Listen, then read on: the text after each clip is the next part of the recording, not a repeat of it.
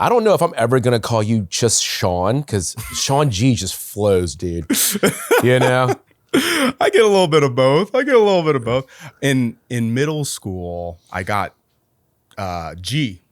Oh, G. yeah. And actually, my wife gets G all the time from like her friends and stuff like that. But like my brothers and sister, we all went through the same middle school and high school, and we're all about Is that in same town? height. No, Slidell, Dirty Dell. No. My wife was from Slidell. Really? I think she went to like Pope John Paul II or something like that. Oh, okay. I don't even know where Pope was, honestly. Me neither. Slidell's like I such a small got school. nothing. Or Slidell's such a small like area. I went to Salmon, Mm-hmm.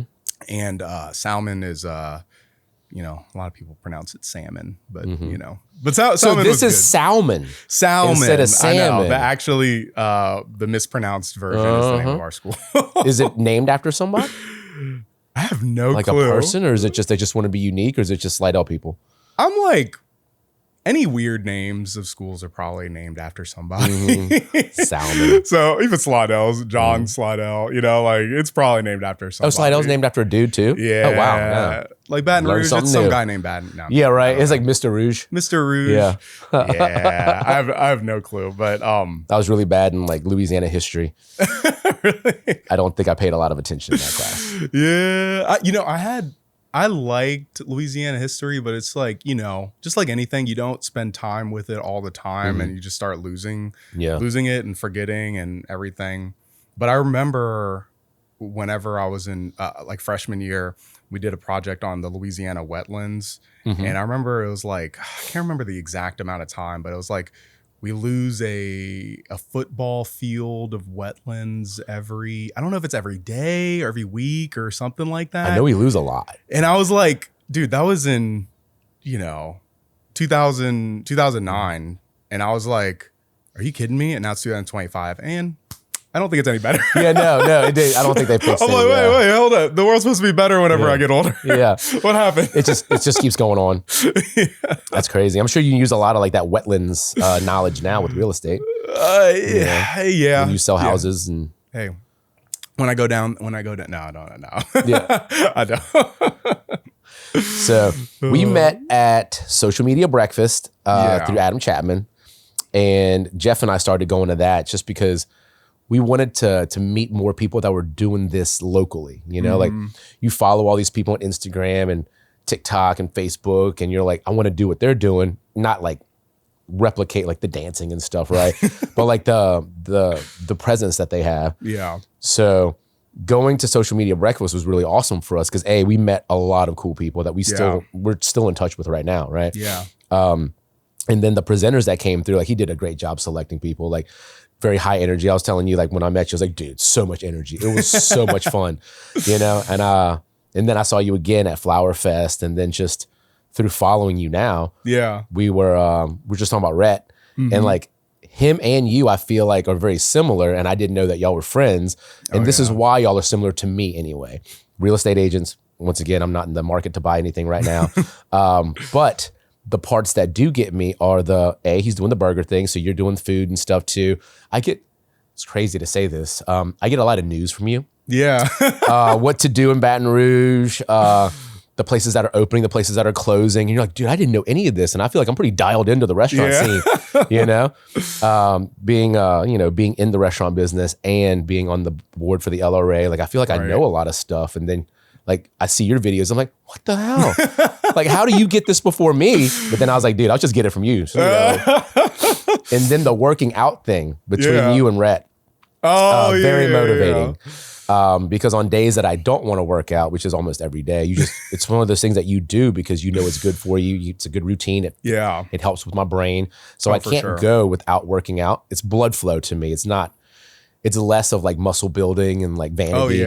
But it's more for how I can think for the day. And you and Rhett both do that. Y'all fill that gap that I need, that motivation gap. But now that you were talking about it, I was like, yep, it makes absolute sense that y'all would be friends. Yeah, he's awesome. I seen him a long time ago. Actually, this is actually before I was a realtor. I remember I was looking up stuff on Baton Rouge, and I came across his YouTube channel, which you probably I don't know if you knew he had a YouTube channel, and he popped up as a realtor, and I just like I like his energy. Yeah, and he's funny. He's funny. Yeah, and we met pretty early on when I got licensed, and same person. He's funny. He's goofy. You know, I don't want to get too big of a head or anything. Yeah, like that, but like he's not that cool. He's not that cool. He's cool enough. Yeah. But he's cool, and I went on his I was telling you, I went on his podcast, I think a year or two ago, with him and Brandon, the House Dads podcast, and it was fun. No, but they're really good people. But yeah, I try to keep up with him with the lifting and stuff. Dude, you're deceivingly strong. All right, I just want you to know that. Oh, thank you, man. I long time ago when I was teaching, this is just like the story of like when I started and everything like that. So, dude, yeah, give me the history. Yeah, when I was teaching, I was a band director. So I was teaching my high school band, and then we were coming up at the end of practice, and I was sitting on a stool on my podium, and then I had this huge sharp pain in my back, and I wasn't doing anything. I was just sitting, and I was like trying to teach, and I was conducting. I was like, all right, guys. I was like, all right, guys, that's over. Y'all have a good one. And I was like, I'll get the door. Don't worry. And all the kids left, and I was just like, I can't get up. And I was like, I can't move. And it freaked me out. And I basically crawled to my car and then drove home. But anyway, what happened? Well, I went to the doctor, and basically it was like my sciatic nerve, and you pinched it somehow. Yeah, it's just like the sciatica. Didn't know I even had anything like that, and I worked out, but like, you know, not a ton at the time. I was much skinnier. Like I was like probably my high school weight at the time, like 180 or something like that.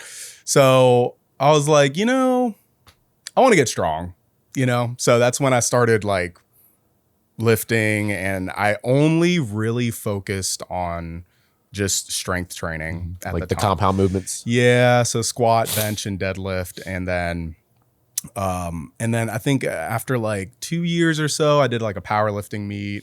And really? Yeah.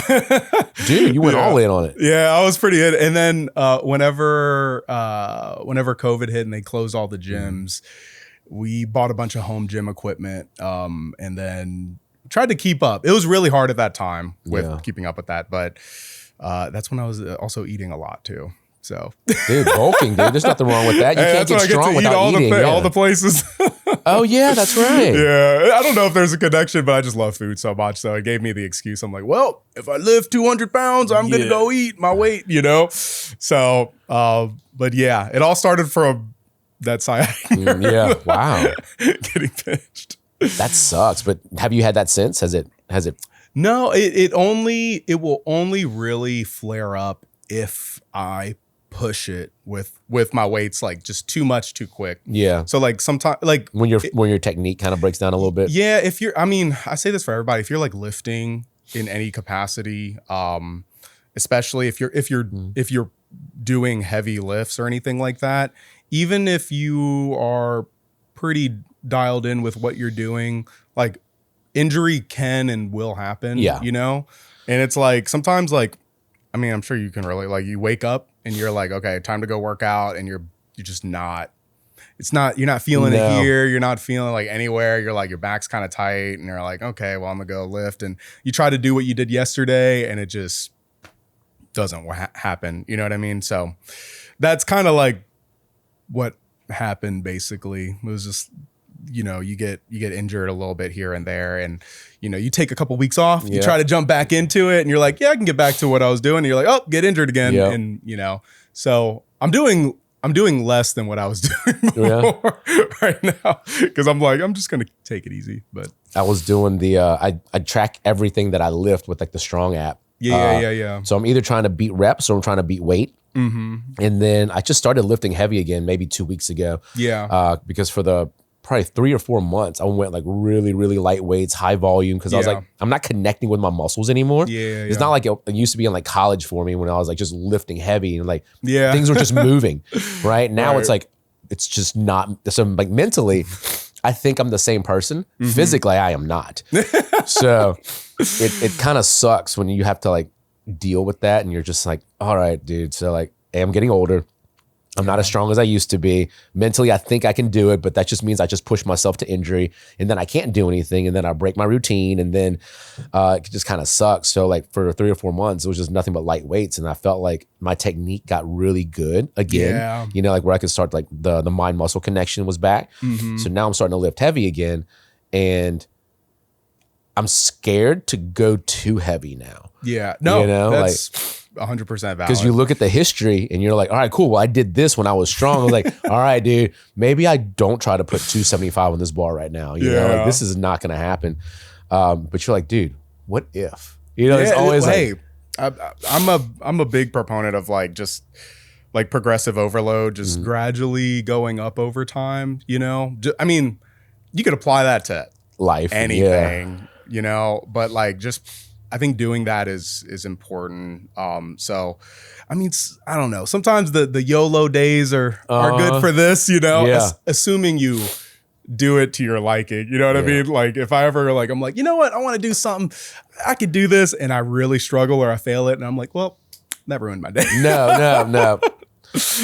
I think it was like, it wasn't even a lot. I think it was like 325 on deadlift. And I was like, I'm going to crush this. I was like, it didn't move. That was humbling. You're like, I was like, all right, back to the drawing board. I was like, I wanted it to move so bad. And like in my head, I got it. And I was like, all right, hyping myself up. And then like, there's nothing just worse than you're just like, all right, man, I kind of suck today. You know?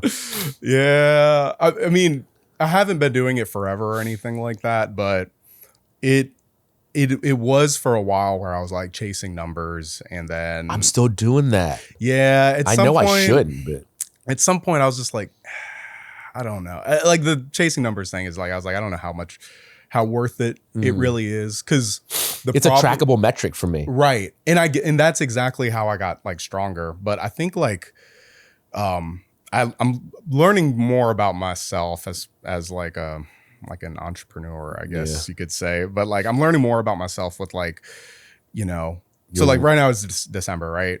January is coming up, new year. And it's like, okay, what is everybody thinking about like resolutions and stuff? And I actually really like this time of year because it feels like a fresh start is coming up. And you try to start everything a little bit early so that way you can get in the groove of everything. I agree. I don't start on the first. I start now. I know. Yeah. And that's what I'm like, I've been like really, really, really working on. But yeah, just like prepping for the first and prepping for everything. It just, I don't know. It just gets me going, you know. It's my it's like almost like my favorite holiday versus. I mean, Christmas is my favorite holiday, but but besides that, it's like my favorite time of the year to get like just like a huge fresh start on things, you know. I don't believe in New Year's resolutions, but I always make them, like just goal setting in general. Because I set so many goals throughout the year anyway. So to me, I never just start on the first because it feels like you just wait and procrastinate. But I do a lot of research leading up to it. So running is going to be my 2026, like one of my biggest goals. Because I don't run, I don't do cardio, I don't care about my VO2 max. I mean, I care. I don't care enough to actually do something about it. So the last couple of weeks, my partner Trent, he's training for a marathon right now. And that's motivating. But what's not motivating is when I try and my knees hurt, you know, and like I absolutely hate it. But I'm trying to reframe my thought process to where I care about the health, the blood flow, the brain, you know, the lungs, the blood even, right? So I'm starting to shift from like running sucks to this is why I do it. So when I have a reason to do it, it makes it a lot, I'm not gonna say easier. It makes me want to do it more and hate it less. But I'm in the research phase right now. So shit ton of YouTube videos right now, cadence, like how your foot falls, you know, like, and I've done this before. I used to be a runner when we first opened in Hammond. Because Trent's like, you used to be a runner. And I was like, because I had no friends. Like we moved to Hammond, didn't know anybody, opened up a business, right? So all we did was work. So I had so much time to myself. I was like, dude, I'm just going to run. So it got to where I was like running 7 miles nonstop and I felt great. The runner's high. I remember how it felt. And then I stopped for like a decade probably. It's crazy how like hard it is to get back into something. Like I got into running like I don't run as like this. Honestly, I was like, are you a runner? This, I mean, I guess if you run, you're a runner, right? Yeah. Right. Yeah. So like, but this year I didn't run nearly as much as I ran like in 2023 and 2024. Mm-hmm. So in the beginning of this year, I had the half marathon, and it was mostly a thing where I was like, I need to like prove to myself that I can do this, because I've only ran 6 miles, and that was like the farthest I've ever ran. And I was like, I'm about to be 30 years old. And I think that's I think it's like a meme. Like you're 30 and you're like, well, time to run a half marathon and go to Japan. Yeah, right. Yep. Learn more about history. Yeah. I'm planning on Japan next year. But anyway. Oh, really? Yeah. Have you been? No. I've like laid over in Japan, but I've never been to Japan. It's my goal. It's been something I've been wanting to do forever.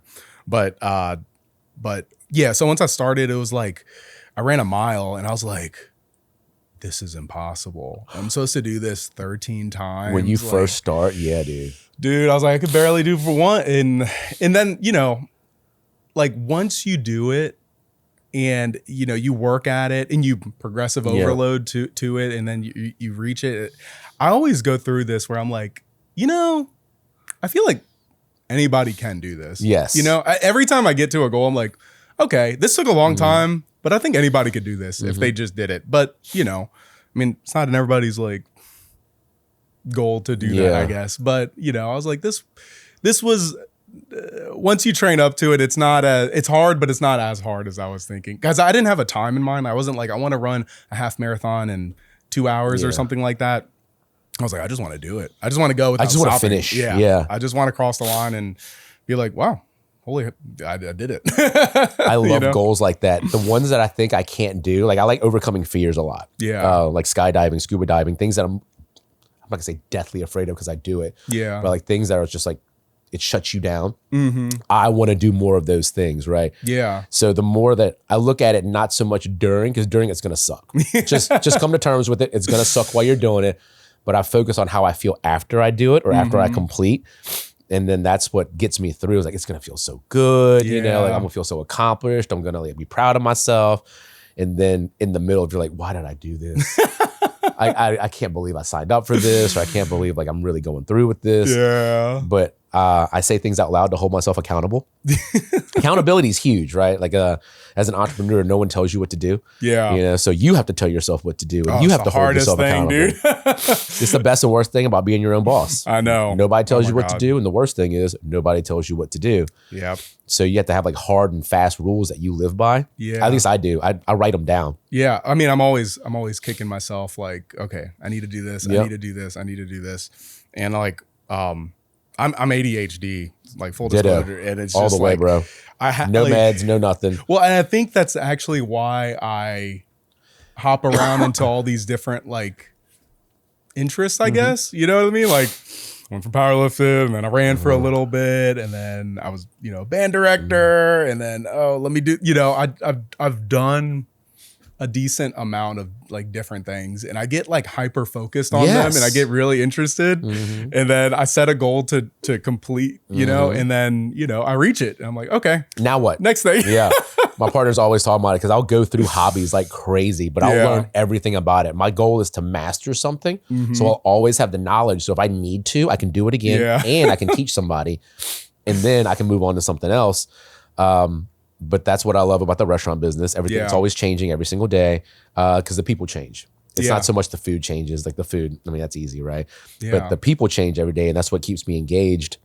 Oh, for but sure. I call them sprints now. So I don't even try to like fight my biology anymore. Yeah. You know, like accept it. I'm really great at what I do because of this, right? It's not, to me, I don't think ADHD is a weakness. Yeah. I think it's just a different way of thinking. And everybody needs that, right? I need my accountant to be super consistent, right? I need him to do the exact same thing the same way every single day, right? And I need him to enjoy that. For sure. Right? But when the shit hits the fan, put me in, bro. You know what I mean? Like, that's when I thrive the most. So you need both types of people. For sure. That's why, like, I was medicated at one point, like when I was 20. they prescribed me Adderall. And before 20, like in college and stuff, dude, I abused Adderall. It's fun, right? Studying late nights, you know, going out, whatever it was. And then when I actually had to take it, I felt like a zombie. Like the thoughts that I had in my head, the ones that made me smile to myself like an idiot. Yeah. Like, I loved those, and I didn't have them anymore. Man. And so I just cut that out. And then I spent a very long time in my life trying to figure out how to overcome these things so I can still be productive. Yeah. Because I have a thing where I don't like letting people down. Like I don't like disappointing people. Huge people pleaser, but not in the term of like doormat kind of people pleaser. Yeah, just I like making people happy, right? Yeah. And if I let somebody down, that's like probably one of the worst things that I could do. Yeah. You know, if I promise you I'm going to do something, I don't do it, bro. Like, come on. That's why accountability. Yep. Right. Yep. I have to create those things for myself. How do you deal with like the day-to-day stuff? Like I'll tell you mine after you. Oh, dude. Okay. So, because I'm sure we all have systems that like make us productive. Well, like, so my ADHD was, you know, I was undiagnosed for a long time. And then I don't want to say recently, like the past year or so, like, you know, as I was getting busier and busier with business, it just, it got way worse. And I was like, there's something like, and I was working by myself. Yeah. Like when I was a teacher, I had more structure because it was like bell to bell to bell. On this day, I go lunch duty, and this day I have after school practice, right? So it was like structured. So it kind of helped with that. But when I'm working on my own and I'm working from home, like, it's like, I could tell you. Yeah, I'm like, oh, like I have to be on it. So at some point I was just like, this is like, I need to go talk to somebody. So I went and talked to somebody, and it just got really like, my eyes went like, I'm not broken. I didn't even know this. Yeah. So, but really like to kind of go back to like what I'm doing now. I'm really taking advantage of my mornings because, and I'm not really like I'm gonna wake up at 5 a.m. and do that. I'm not like that kind of morning person, but the mornings are really the only time that I can like really, really, really, really control. Because after that, it gets really difficult to control because, you know, with my schedule, I'm working around a lot of my client schedules. And, you know, when I have like however many buyers, I'm like, okay, this person gets, you know, works until this time. This person works nights, you know, so we need to schedule these things and I need to be at so like when it comes to like after my mornings, it's like things are crazy because I usually will not have to show a house at 8 a.m. or anything. You know what I mean? So like I can control my mornings and do a lot of my paperwork, busy work during that time. And I leverage some of that with my assistant because as you know, ADHD is kind of the minute things, you know, the tedious things are kind of difficult. So like I try to take advantage with my mornings as much as I can, making videos during the morning. It's just a lot easier to tune all the crazy that kind of happens. Yeah. But like once I get to like midday, not midday, but like mid-morning or so, anything that's like really like things that require a ton of thought, that's when I'll start doing like 10 a.m. I was like, okay, time to have that tough conversation, you know, time to do some of the more stressful things like at, you know, once I'm like fully awake, I guess, you know what I mean? So that's kind of, it's a little loose, but it's kind of an easy way that I've been kind of keeping track of things. Dude, I got this. All right. So this is it. So this, I spent a lot of time trying to figure out who I am, what makes me operate, what I'm best at, because you have to like, don't do something you freaking hate doing. Right. Yeah. So chronotypes is a thing. My chronotype is I'm an early morning person. Right. So right when I wake up, I usually, without an alarm, I'll usually open up my eyes between 4:30 and 5. Right. I try not to scroll social media or look at emails, but dude, it's just sometimes it's a habit and you're like, you can feel your dopamine depleting. You're like, nope, gotta put it down. Do you put your phone in another room? No, I wish I could, but I need it because like, dude, I've got kids and I know what you mean. Businesses, you know, like people that need you and like, you know, and I just never could be that person. But in the morning, I'll go work out.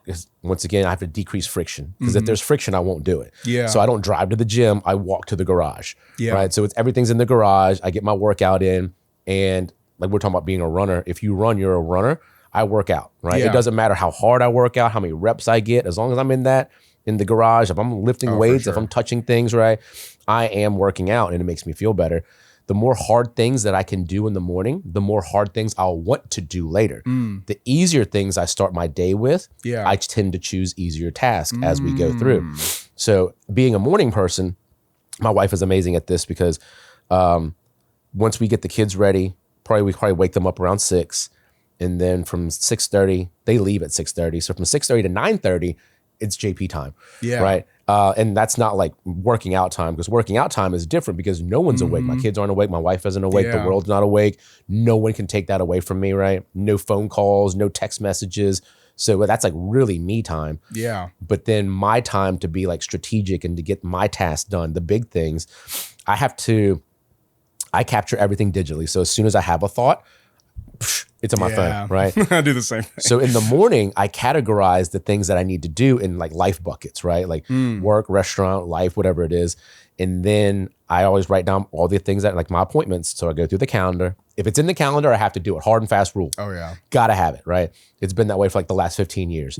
So if it's not in my calendar, I can wiggle out of it. But if it's in the calendar, no way am I getting out of it, right? And then I write down the places that I have to be, basically, like, meeting this time, this. And then I pick 5 tasks that I'm going to do for the day. And then I crush the hardest one first. And it doesn't always work that way, because sometimes I'll be like, maybe I'd crush the easiest task to work my way up.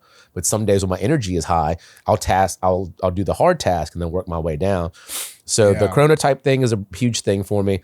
And then knowing when I'm most productive is the second thing. From 6:30 to 9:30, my brain is like, I call it on fire. Like, dude, I'm almost like untouchable in the morning, right? Like my brain's going, my juices are going. Like I already took my shower, finished with the cold rinse, did, the hard things. Yeah. And then when I leave the house, it's everybody else's time. So it's no longer like JP time. It's like, it's time for business partners, directors, managers, clients, anybody really, staff. Fill in your cup. Yeah. You got to fill up your cup. So in the morning is when, dude, I love that term. So I thought I was the only one who used that term for some reason, but I've been talking to a lot of people lately. And I visualize energy. I used to visualize as a battery, but it didn't work for me. A social battery, that's easy to, like I'm very introverted. So a social battery, as I'm depleted, I understand that. But the cup thing, I thought it was just me. I don't even know where I heard that from. I got it from somebody. I don't even know where I got it from either, but it's so easy to visualize because you pour into other people's cup all day long, but who pours into yours to fill it back up? Right. So you have to, like, conversations like this, fill my cup. It's very strange that, like, because like for some people it doesn't. Some people, they feel like these like conversations are taxing, right? Yeah. For me, I love these types of conversations. Same. Because small talk will kill me, right? If you ask me about the weather, I'll be like, bro, how's work? Probably, I hate that question more than anything. Because if you ask me how's work, I know I have to say it's great. Yeah. But in my head, I'm like, all right, well, this person didn't show up. This person didn't do this, right?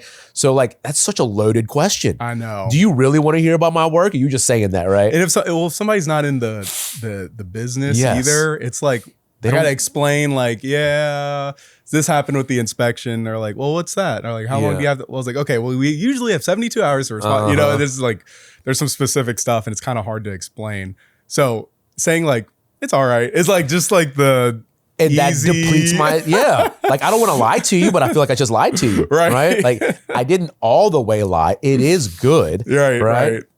But the first thought that pops in isn't always the good thought. Right. Right. Try to practice gratitude as much as possible. Oh, for sure. But like small talk, you're just like, oh God, it just kills me, dude.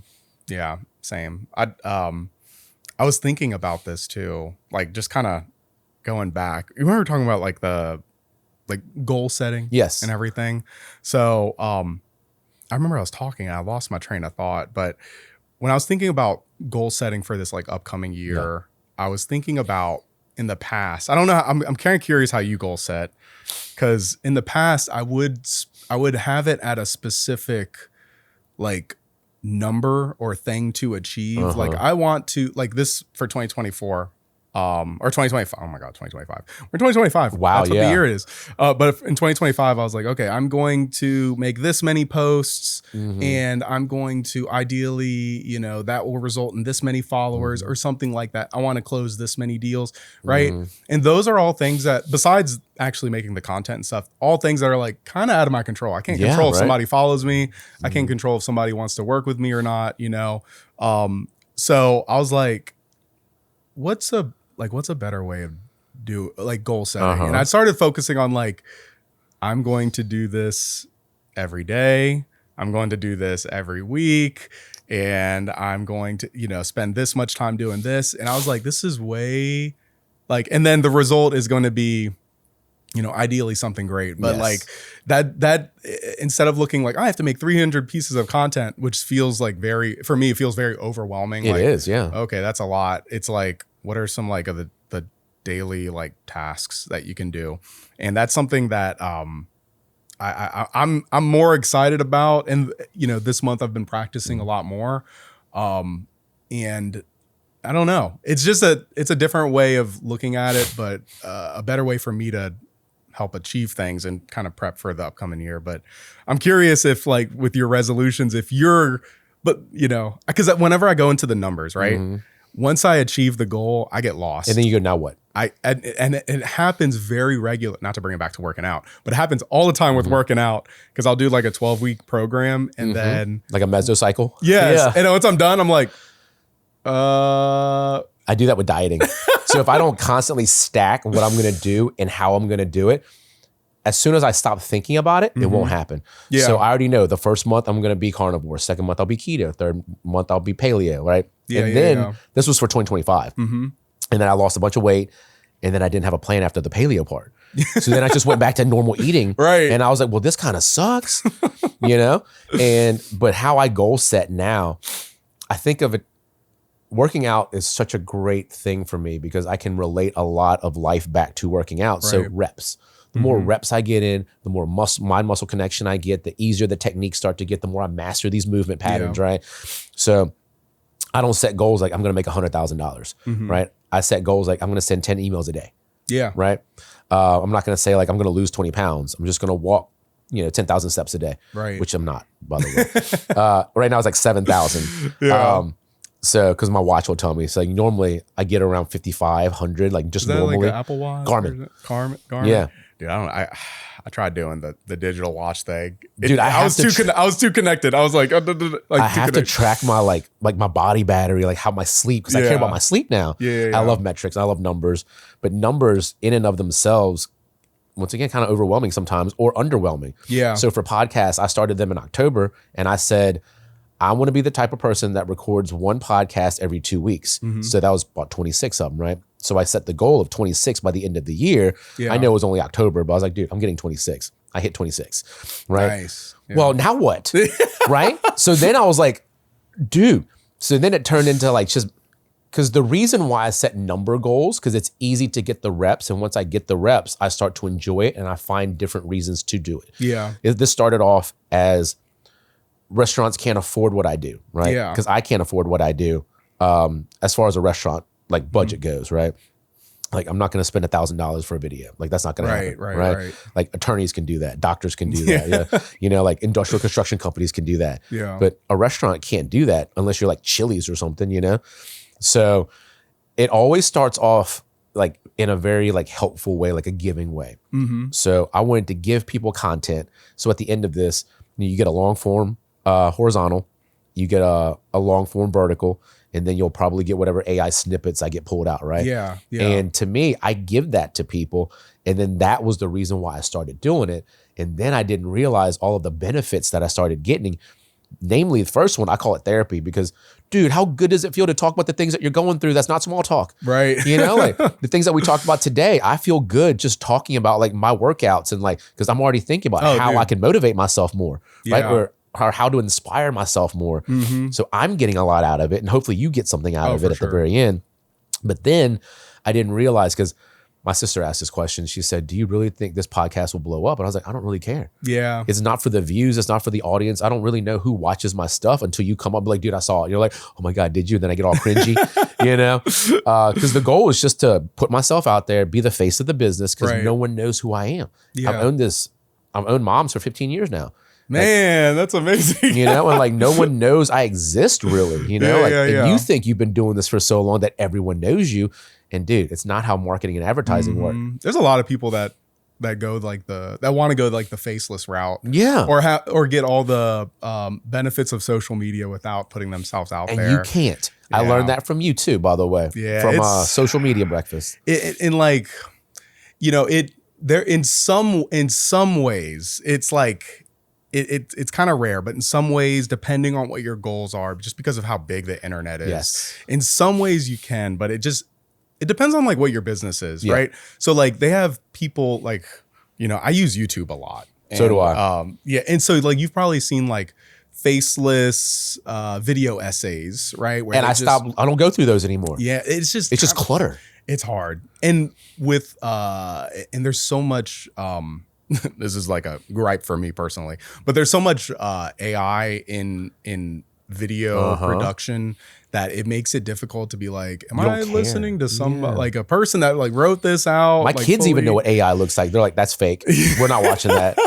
You know, it's like, it just fills up the internet. Yeah. And it's just like, okay, you know, this is kind of tough. I'm kind of lucky that whenever I was really like watching YouTube and, you know, on the internet, that it wasn't filled up with all this stuff at the time. We didn't even like, not to be like back in my day, which is literally not that long ago, but you know, back in your day, like when I was in like high school and watching YouTube and like watching like my favorite creators and stuff, we didn't have any ads on it or anything. I was like, oh, this is so amazing. And then I'm like, I pay for the premium just for no ads. Dude, I'll keep telling my wife every day, I'm like, I'm getting closer, because it'll be like 40 second ad. Like, oh, okay, I gotta, for this 15 second video, I gotta watch this 40-second ad. Yeah. It takes you out of the whole video. Yeah, it drives me nuts. I do watch ads now though, so I can learn how other people do ads, so I can do them. So valid. The ads part doesn't annoy me as much as it used to, because now I'm looking at them differently. Yeah, it's just those YouTube ads.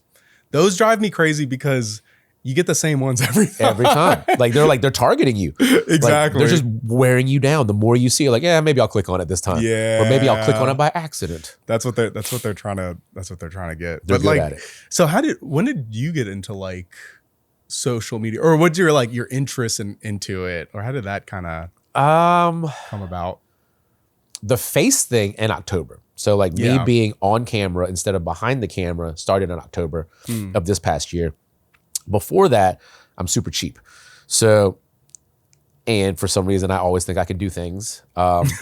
So this was at probably 10, 15 years ago. Like photography was so expensive. Like a photographer was so expensive. Like for 5 pictures, you'd shoot for like an hour, and like I'd have to provide the food, and then you charge me $500. Now it's probably more than that. So, you didn't get the fake food, like the dude. I don't know. I've tried that McDonald's. Too. Yeah, I've tried that with the toothpicks and like the painting it, like rubbing oil on beef patties and stuff. So I did do all that because I enjoy learning new things. Yeah. The learning is the part that I love the most. So I bought like the best camera, and then like I was taking pictures and everything came out blurry. So I was like, bro, I bought a broken camera. So I returned and bought a better camera. Same problem. Yeah. And I was like, oh, dude, it's not the camera, it's me. So then I had to deep dive how to learn cameras. And then I started taking pictures for the restaurant. And then when my kid was born, I was like, this is probably around COVID area too. So like I had time. Yeah. So I started doing like real estate videos because I wanted to learn how to make videos, because the original goal was to take home videos of my kids. Yeah. And not the crappy ones that no one's ever going to watch again. You know, like I want to put together an awesome edit that I would watch 10 years later. Right. And I didn't realize how hard that was. But with anything that I do, I turn it into a business eventually, right? If I enjoy it enough, I can make money on it. Yeah. And then I started doing videos, and then it's never ending now, because it's the creative outlet for me too. You know, food's creative for me. But this is also creative, and like I love shooting. Like there's not nothing, but shooting is so cool because like it's instantly gratifying. You know when you took a banger, you know, like you know when like someone did something cool on camera, you're like, bro, that's going in the edit, right? Yeah, you yeah, know yeah, these yeah. things as you see it. So it's so good for like, especially my brain. Yeah. And then like the end product at the end makes you feel so good, and you can help people. Yeah. So the more people that I end up helping, it's a crazy cycle of like how I get fulfilled. Yeah. And I started, and I was doing this for a while, for probably the last 5 years. I've been like making videos and just learning like different techniques. So I don't have a style. I just have different things that I'm learning that I want to now incorporate. And then I started doing it for other people, and then they started giving me money for it. And then I was like, I felt like a big hypocrite for not doing it for myself. So now that's how I'm on camera. Yeah. So now I interview people at festivals and like farmers markets, because I give them the content because I know they can't pay for it. But also it's me doing something scary and getting out of my comfort zone. And once again, if I can justify it as in like I'm helping someone, then it makes it a lot less scary for me. If I just did it for me, I wouldn't do it. You know, like I hate to say I don't care about myself as much, but I care about other people more than I care about myself. Absolutely. I don't know. You might be the same way, but I hate disappointing people, but I'll disappoint myself. Yeah, yeah. No, I get that. It's crazy. I get that. It's crazy how I'm like, well, maybe I don't do this. And like, I'll procrastinate on this, or like, I won't pay this bill or whatever it is, right? No, we're until it's like at the very end and you're like, oh shoot, it's due today. All right, I'll do it today, right? But if I had 2 weeks to pay it, I wouldn't pay it. Dude. But the deadline. Crunch it in at the end. Yeah. Like sales taxes, right? Dude, that's the ADHD brain, I gotta say. You know, like today's the 19th, right? So I'm going to do it on the 19th because I never do it on the actual 20th. Yeah. Because I've been burned before where if I do it on the 20th, what if the website's down? So at least if I do it on the 19th, that's like the latest cutoff. Yeah. But for some reason, there's a reminder in my phone that says the 5th. Right. Like an idiot. So I snooze that thing until the 19th. So like on my list today that I wrote down that I need to do, sales tax is one of them. Yeah. You know what I mean? But that's just an example of like how I will create stress for myself. But if someone else was depending on me, I wouldn't do it. I wouldn't do that to you. No, same. It's the same thing with my business. Like I meet virtually like all my clients from social media, and you know I do make a point to like make my videos, but I mean, really, if I'm not making videos, I am like hurting myself. And, you know, you're your own brand. Like it's personal branding. Yeah. And I'm like, I'm making all the videos, but like at some point I do get busy, and I mean, at some point, like I take like breaks, and I'm like, I know this is bad. Yeah. that I'm not doing momentum. This, you know, and you know, and then it's once you lose momentum, just like what you said. Once I start losing momentum, it's hard for me to get back into it, you know? So, you know, and whenever, you know, I'm trying to balance, you know, of course, taking on however many clients and giving them, you know, good service. Cause I think the issue that I was dealing with. That takes a lot of time and energy. The issue what I was dealing with that is like, it's okay. How do I balance this perfectly? You know, and I mean, it's never going to be perfect. And I think that's going to be for like anybody that picks up on business. It's never going to be perfect, but you try your best. You know, I'm never going to be like the kind of person that is going to try to get, you know, 100 or 200 sales in a year or something like that. Because I know if I did that, especially by myself, I mean, I wouldn't be able to give anybody like good service. You know what I mean?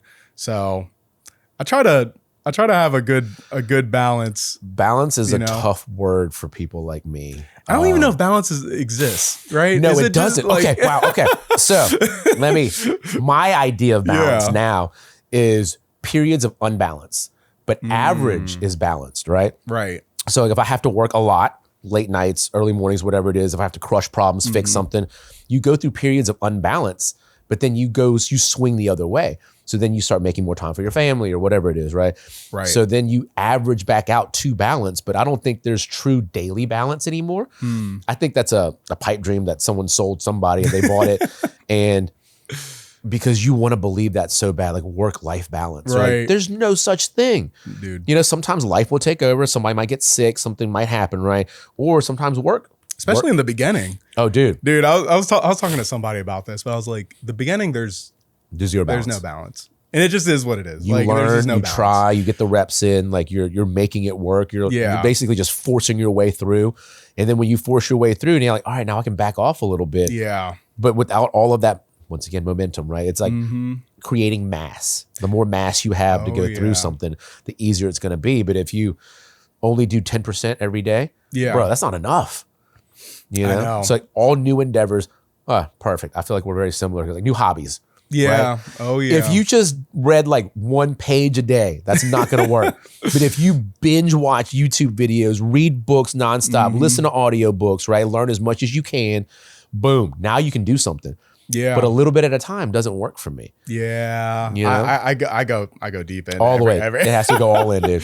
Everything I get into, I'm like, okay, I want to be really, really, really, really good at this. And I want to learn everything I can about this. My thing is if you can't easily explain something, you don't know it well enough. So that's why I love teaching people things. Yeah. You know, because if I can explain it to you, because you might not understand it the exact same way that I understand it. Yeah. But because I have to pick up on that too, right? So like there's a lot of EQ that goes into like the people business, right? So if you're explaining like mortgages to somebody, they don't really get it, you now have to shift and explain it a different way, because if they don't fully understand, they don't fully trust you. Always. If they don't trust you, they won't buy from you, right? Always. So, but you're constantly like looking for these micro cues, and then you're like, all right, so I don't think you fully understood, but you can't be like, hey, you didn't understand that, did you? So now you have to explain it a different way.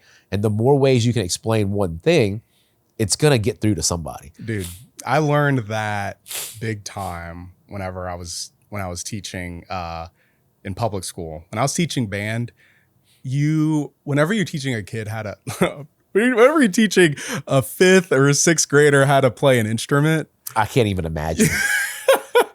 And you have to make them sound good. Yeah. You have to come up with a million different ways to teach them how to do a pretty, you know, I don't want to say, I mean, a pretty difficult thing, you know, something that you are constantly fixing and constantly trying to master well into adulthood, you know, if you keep continuing, you know, and like the way, and this applies to a lot of stuff, but the way you start on an instrument is so important, because it's like what comes natural to you.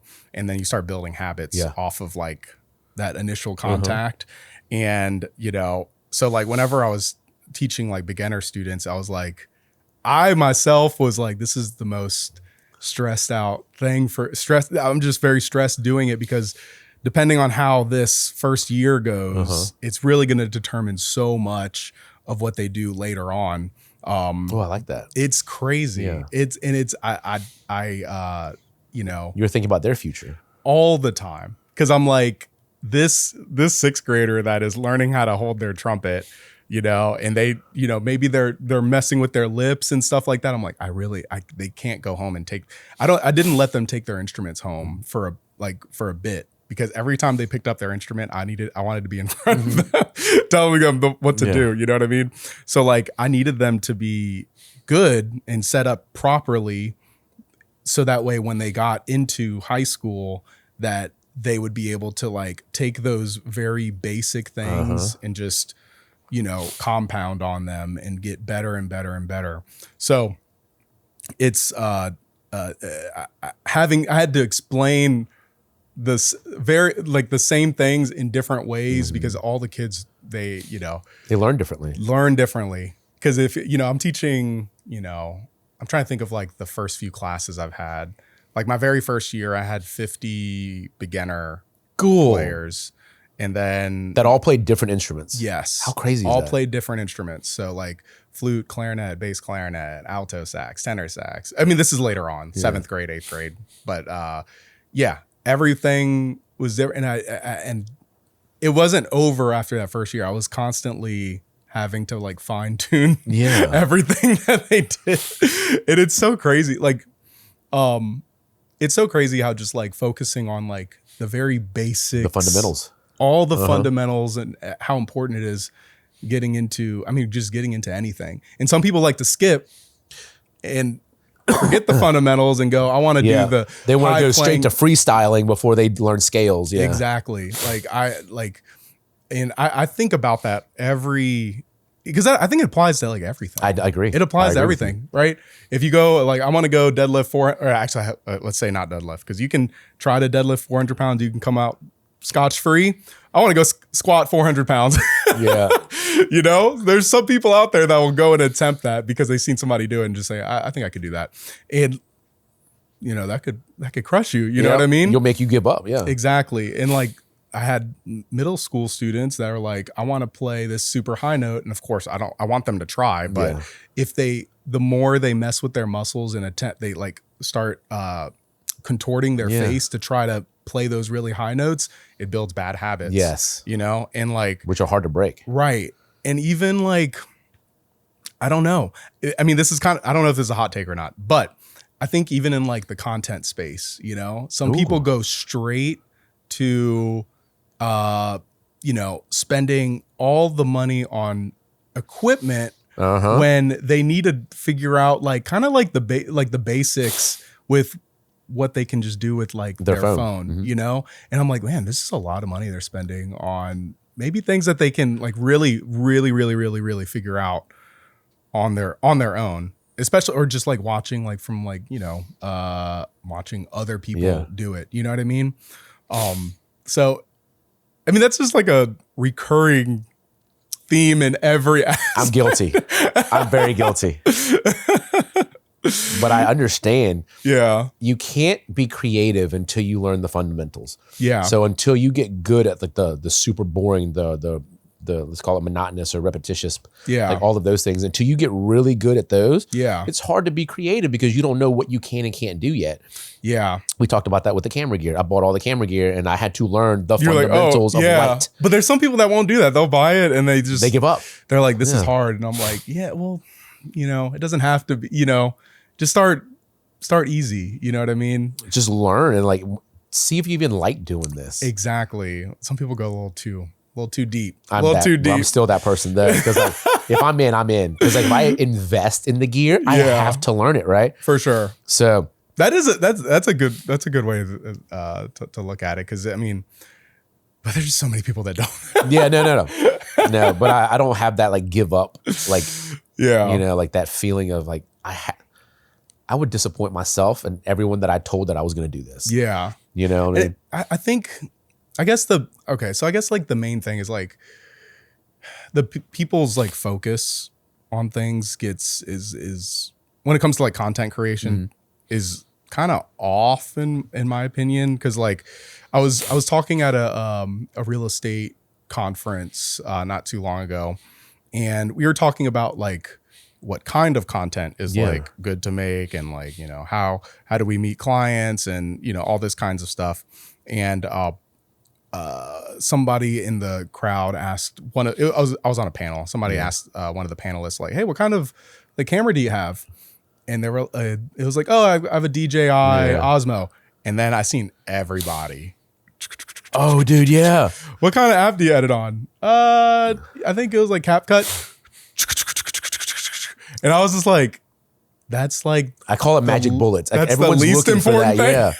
Like everyone just assumes that if you use this and I use the same thing, we're going to get the same results. I know. And it doesn't work that way. I like, wish it did. Dude. I so wish it did. Well, I was like, I mean, all the videos that I make, I'm like, I could do this on iMovie. Yeah. You know what I mean? Like I could do this on iMovie. I use Final Cut Pro, which is, you know, just like a little bit a step up. But anyway, like I could use just iMovie. I could just edit it. Yeah. It just like, I don't know, what's a really basic, I guess I could just edit in the app. You know what I mean? Yeah. Like all these things are possible, but some people, they go for, you know, like I said, like all those people that never made content in the first place go straight into the equipment. I'm like, guys, no.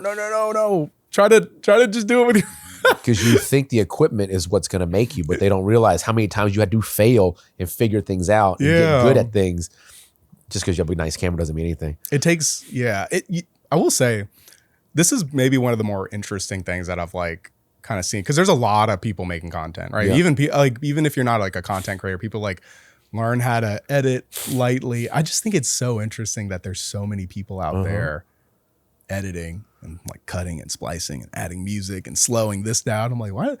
It's kind of crazy how everybody has like like learn this. Yeah, it's like typing all of a sudden. I know. It's just so interesting. I remember in I don't know if you knew this, but I used to skateboard like a lot. This is another one of those. I used to be big into skateboarding whenever I was in I started in middle school and I went through like college, and I was okay. I was pretty okay, I guess. But that's really where I started like editing videos. Oh wow. Oh dude, perfect. Yeah. Because those are fun. Like you wanted to see how cool you could do things. Yeah. I just had a I don't know. I think I just had like my family's like digital camera, and it had a video feature on it. So we would just all film each other skateboarding around the neighborhood and doing tricks and stuff, and then connect it to our laptop, and then put it Windows Movie Maker, and then just go on YouTube, type in YouTube to MP3, and then just a LimeWire, get the music from LimeWire, and then just put it all together. And before YouTube was trying to copy strike music. And then we were, put it on MySpace, like that's where I was like learning how to like edit and everything like that. I wish I would have started doing that. It was just one of those things. It's just collecting skills, Right. Like, I love collecting skills, knowledge skills. You can't take those away from me. You know, like with AI coming out and like doing things for you, like how you approach and edit. AI can't do that for you right now, dude. I say right now, probably one day. Right? I'm like me and AI. I don't know. We gotta. I'm kind of on an anti-AI train. Oh, okay. Tell me. But at the same time, like I obviously see the benefits. Yes. There's obvious benefits to AI. And I think like anything that's like very helpful can be abused.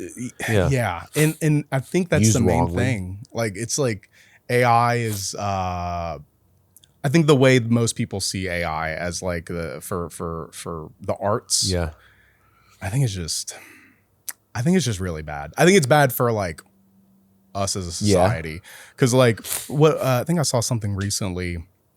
It was like Timbaland. Do you know Timbaland, the producer? So he's big on like AI music, and he's signing AI music artists. I don't know if you knew that, but that's crazy. So people are going into what's an AI music artist? Is it the actual AI, or is it a person using AI to create music? It's a person that's using like I forgot the name. I don't know if it's Sonus or it's something. I can't remember what name of the website, but they have like they can create AI music.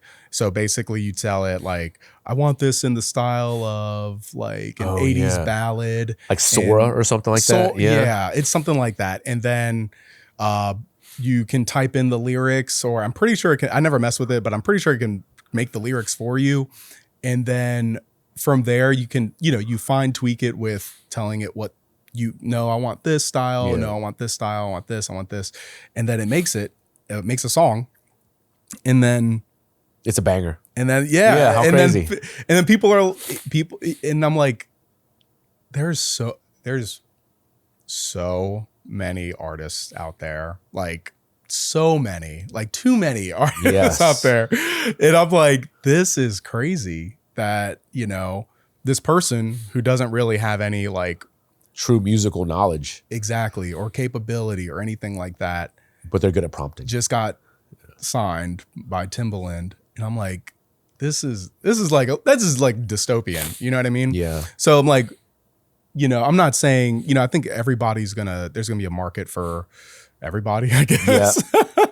But I'm like, I don't know if that's something I really want to listen to. And kind of like what you were saying earlier, like, hey, dad, this is fake. Yeah. And you just swipe, right? I feel nobody wants to see that. I know. Nobody wants to see, exactly. And I think the tough thing with music, though, I'm talking a lot about music, but the tough thing about music is like, it is kind of hard to tell when it's AI and when it's not AI, because, if you don't necessarily have like the visual up showing, because like the visual, you can kind of see that like glossy kind of look to it where like, okay, this is AI. Too smooth. Yeah. Exactly. And like in music, sometimes you can tell, sometimes you can't. There's a lot of people that like you really can't tell that they're using it. I mean, it's been digital for so long, you know, like creating beats, and so it's very hard to tell with AI. I'm telling you, and I mean, like, what is AI? I'm sorry, I'm ranting on AI a little bit, but like, what is AI doing? It's pulling from what it already people are doing. So it's not like creating anything new. It's like stealing, but it's a computer stealing it. You know what I mean? And it's like, how does it put its own twist on it? I don't know. It's tough. It's really tough. So I'm not a huge fan of it. I don't really love the visual ones either. Yeah. There's a lot. Yeah. I do use it a lot because it's just so easy to do. But the more I use it, the more I understand the need for people. There's no connection. So like when we have a conversation together, there's a connection. We leave feeling fulfilled, right? For sure. Was it oxytocin, right? Like more like the connection kind of hormone. You don't have that with AI.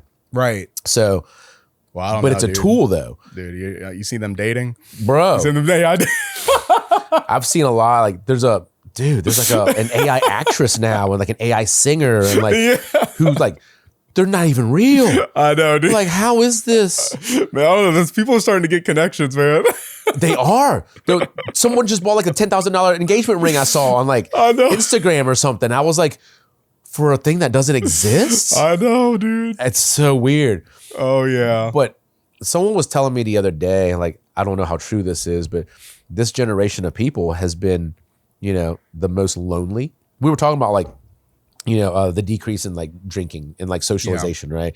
Not so much alcohol as like a lubricant or anything. Like it's just like the less social interactions that people have, and like we're so lonely now, and people are gonna they're gonna realize that eventually. Yeah, like when all those dating apps came out, everybody loved it, but dude, no substitute for meeting someone in the grocery store and be like, hey, you know, like, what's your name? I know.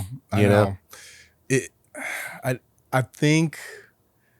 You know, and it's kind of funny saying this as somebody that uses social media for so much and is a doom scroller. Yeah. When I try not to be. It happens. But we do, I mean, the phone addiction is really, it's a real thing. It's a real tough. I can feel it. And I think that's what's making it tough for people to like kind of connect, because it's much easier to just do that and just like your dopamine's like boom, boom, boom, boom. Slow trickle. And if you have to think about, oh, I'm gonna go try to approach this person to talk to, or I'm gonna go try to be in a social setting where there's like failure and that kind of hurts. Yeah. And that's scary. That's gonna hurt me. Then I much rather just be like a loner, I guess. You know what I mean? The pain makes you stronger.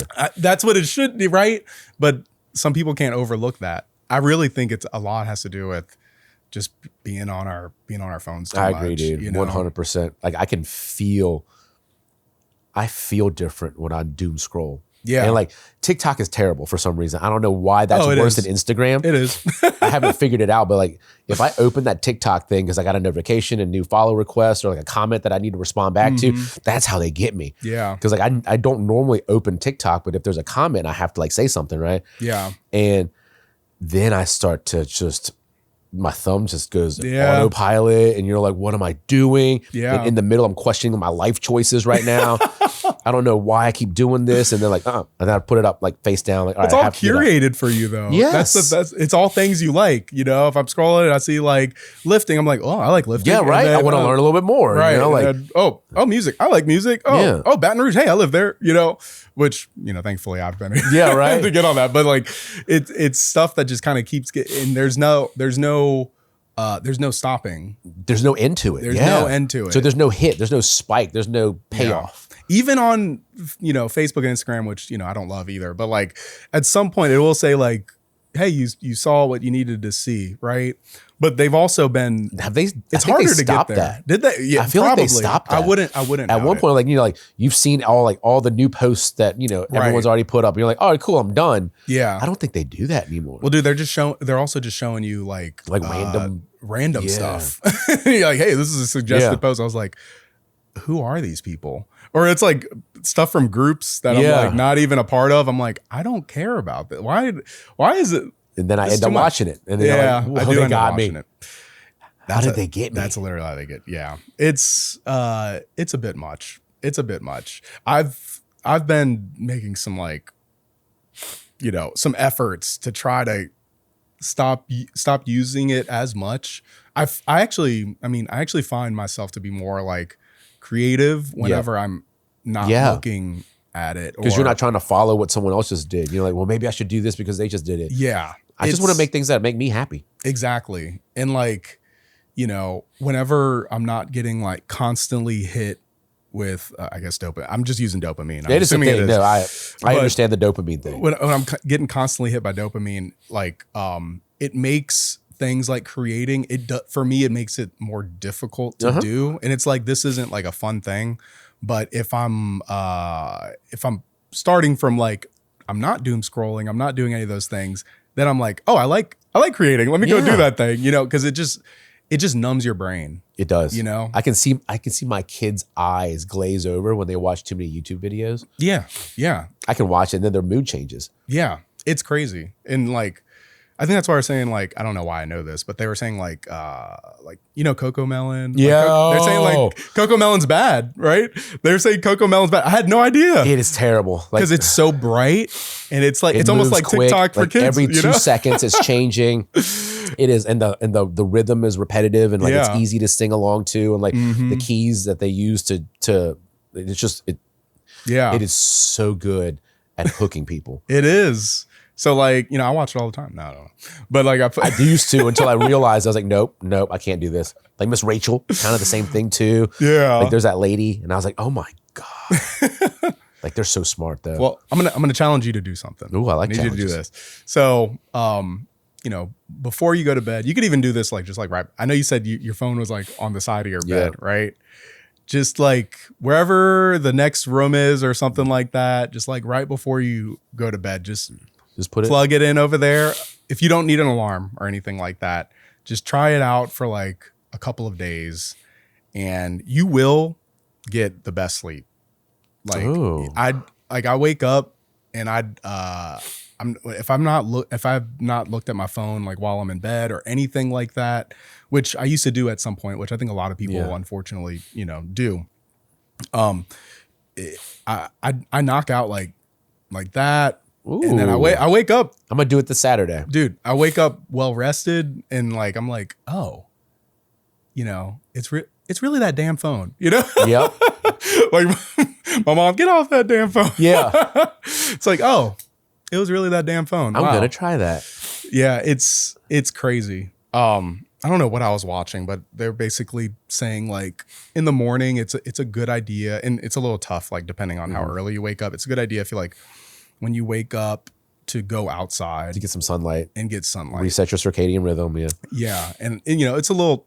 Right now, I wake up when it's dark. It's so dark. It's like it's dark. It's a little tough, but doing that instead of like getting hit with your phone, maybe wait like 45 minutes or an hour or something like that, and then pick it up. And I'm like, I have gone through phases like that. Yeah, and I feel better. I feel better. I 100% feel better. Sometimes, and look, I'm telling you this. I still fall into that. Like I still pick it up and then like. Because it starts off with emails and text messages. Right. And then like every so often I rearrange my phone, like the icons. So it's not like that, like, oh, Instagram, you know? Because sometimes if I find myself like just immediately doing this, I'll rearrange it. So now it's like Chase app. You're like, why don't I do that? You know? But I'll just change it to where like I beat that kind of like muscle memory part. Yeah. Because I hate it.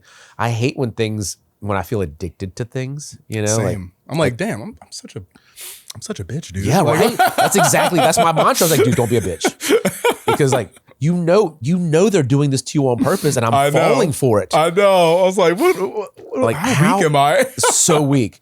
So now I think about, instead of just consuming, I have to create. Yes. So the more I create, the more I allow myself to consume, but for the right reasons, and it doesn't always work because like I try to go like, all right, save 10 reels that I like that I can recreate for the restaurant or something, right? And then you get there and you're like, all right, I'm supposed to put my phone up, and then you don't. So it starts off with like a very noble kind of, oh dude. Yeah, but then I don't know how I got, but I can feel it. And when I can feel myself being drained, I put it up now. It's designed to do that. Yeah. You know, I think this is something that I guess I've been slowly getting into more. So like I have a YouTube channel too. And making content for that YouTube channel kind of pushes me, and it requires a lot of time for it. And it takes a long time to edit. And for me, that like, I guess that like focusing on like, I have to build this YouTube channel that takes like so much time and energy to do. It kind of helps me not fall into the like getting on my phone. Cause I like that, you know, I'm taking like, I don't know. I mean, it's not crazy, but I'm taking like an hour or 45 minutes of footage and I'm trying to condense it to like 15, you know what I mean? So I know that game. It takes hours and hours and hours and hours, and I'm not editing hours of footage on my, or hours of time on my phone. I'm putting it on my computer, which surprisingly, like just having like a desktop. Yes. I was like, oh, this is amazing. All my work is right here, and I don't, couple screens, I'm not taking it to my couch. It's crazy how much like just that has changed a lot. I can't edit on my phone. Like I have a lot of staff members who do, and they're like, they're so fast. I'm like, I refuse to edit anything on my phone. Yeah. The screen's too small. I need more real estate, right? Like I need all the functions and like all the different windows and panels. I need all of that. Oh, for sure. I prefer doing like literally everything. Like messaging. I like if sometimes I need to send a message. I'll do it on my computer, and it just feels. Do you have a Mac? I do. Yeah, me too. It feels like frictionless doing that. It is. You know, you can copy and paste from your phone to your MacBook and vice versa. Yeah, I love. Yep, I love my Mac, and I'll always be an Apple person. I think it's a thing of like, especially for me, like I work since like working from home. If I have like a designated space, which is like my office, like that, where I'm like, okay, I'm in here, I'm working. When I'm out, I only use this space for this. Yeah, and I stopped using my laptop as much. For fun.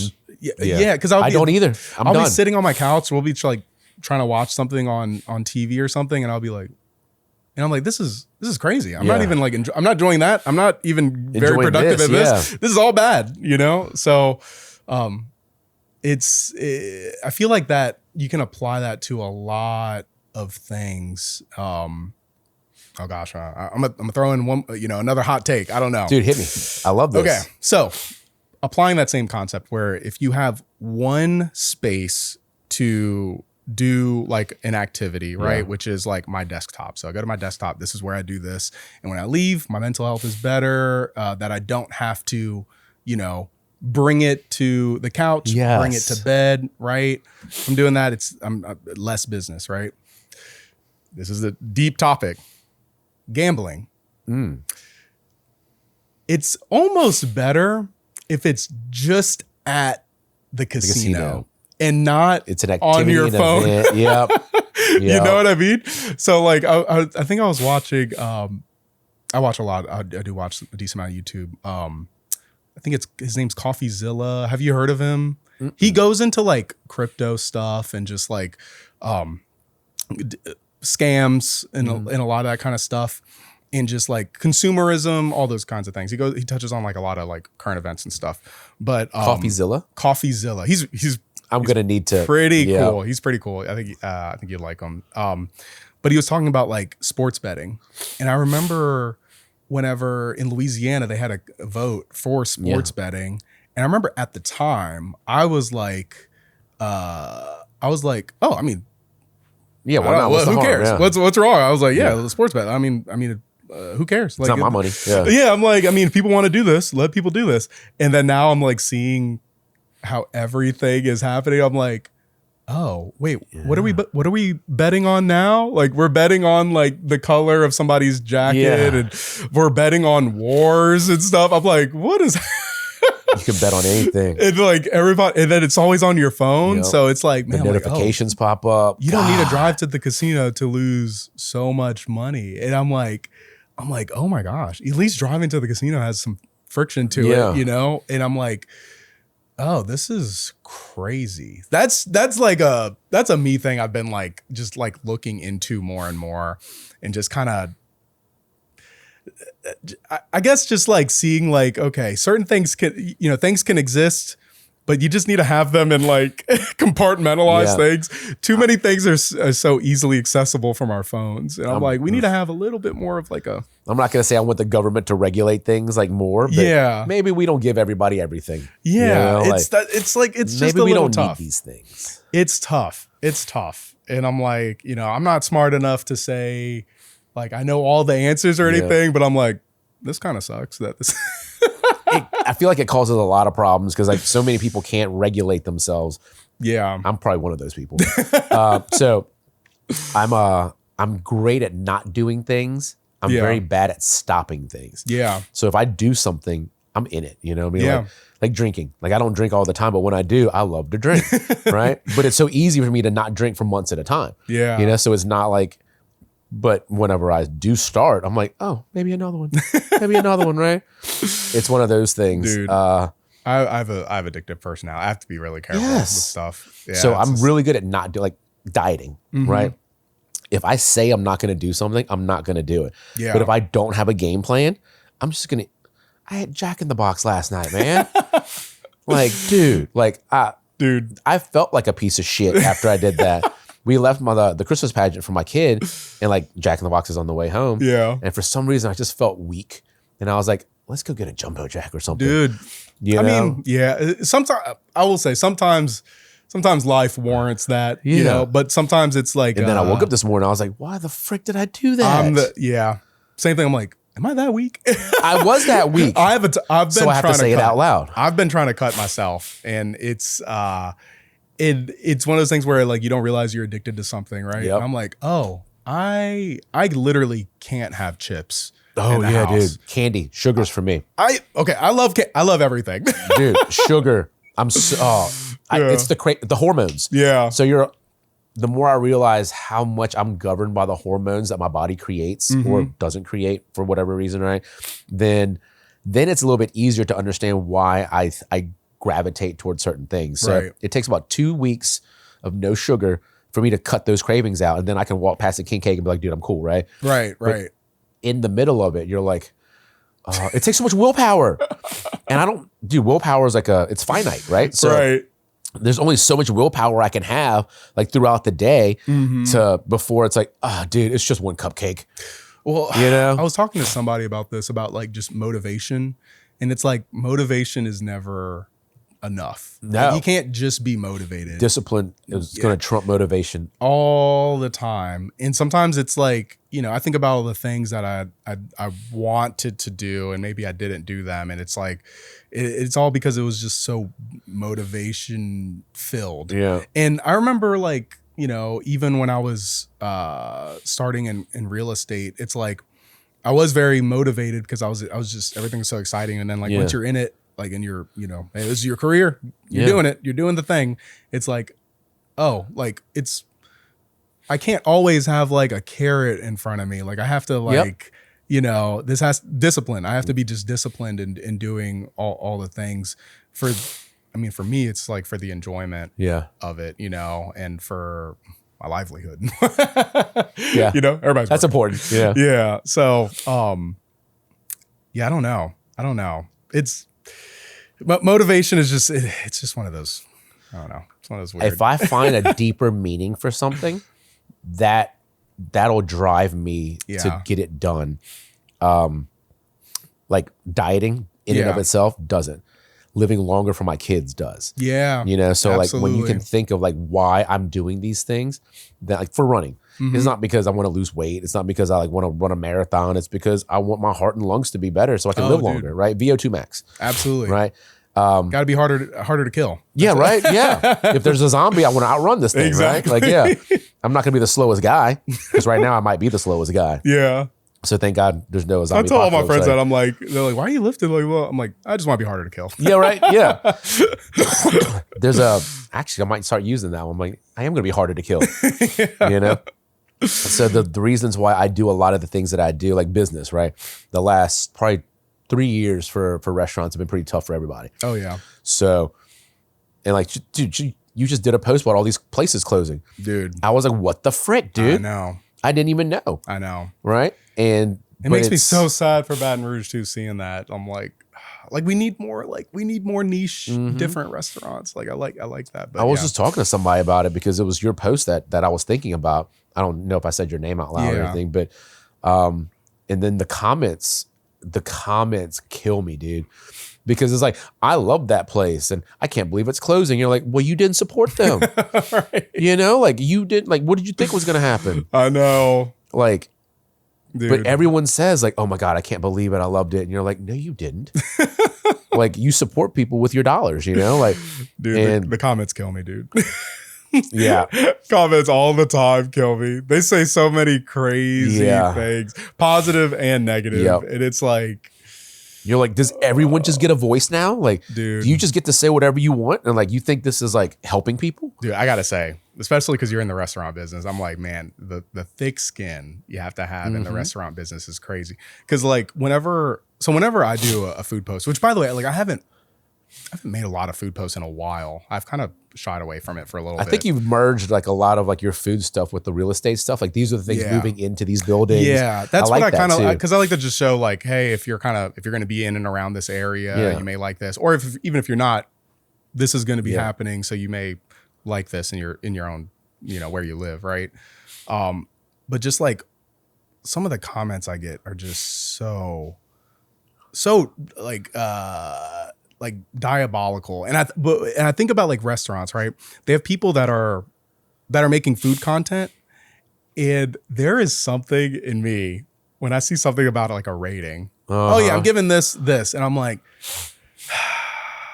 that's so tough. Because once it's on the internet, it's there, right? Because I want to now. I'm looking into like, what's your background? Like, what makes you think you can give this a rating? Why is this a 5? Yeah, have you ever had Cuban food before? Right, like. I don't get any of those, but I love the ones who are like eat the boot, right? Yeah. Like those people are just so positive. Yeah. You know, and like mommy, she's positive. Like all these people who are doing it, who are positive, those are the ones that I follow.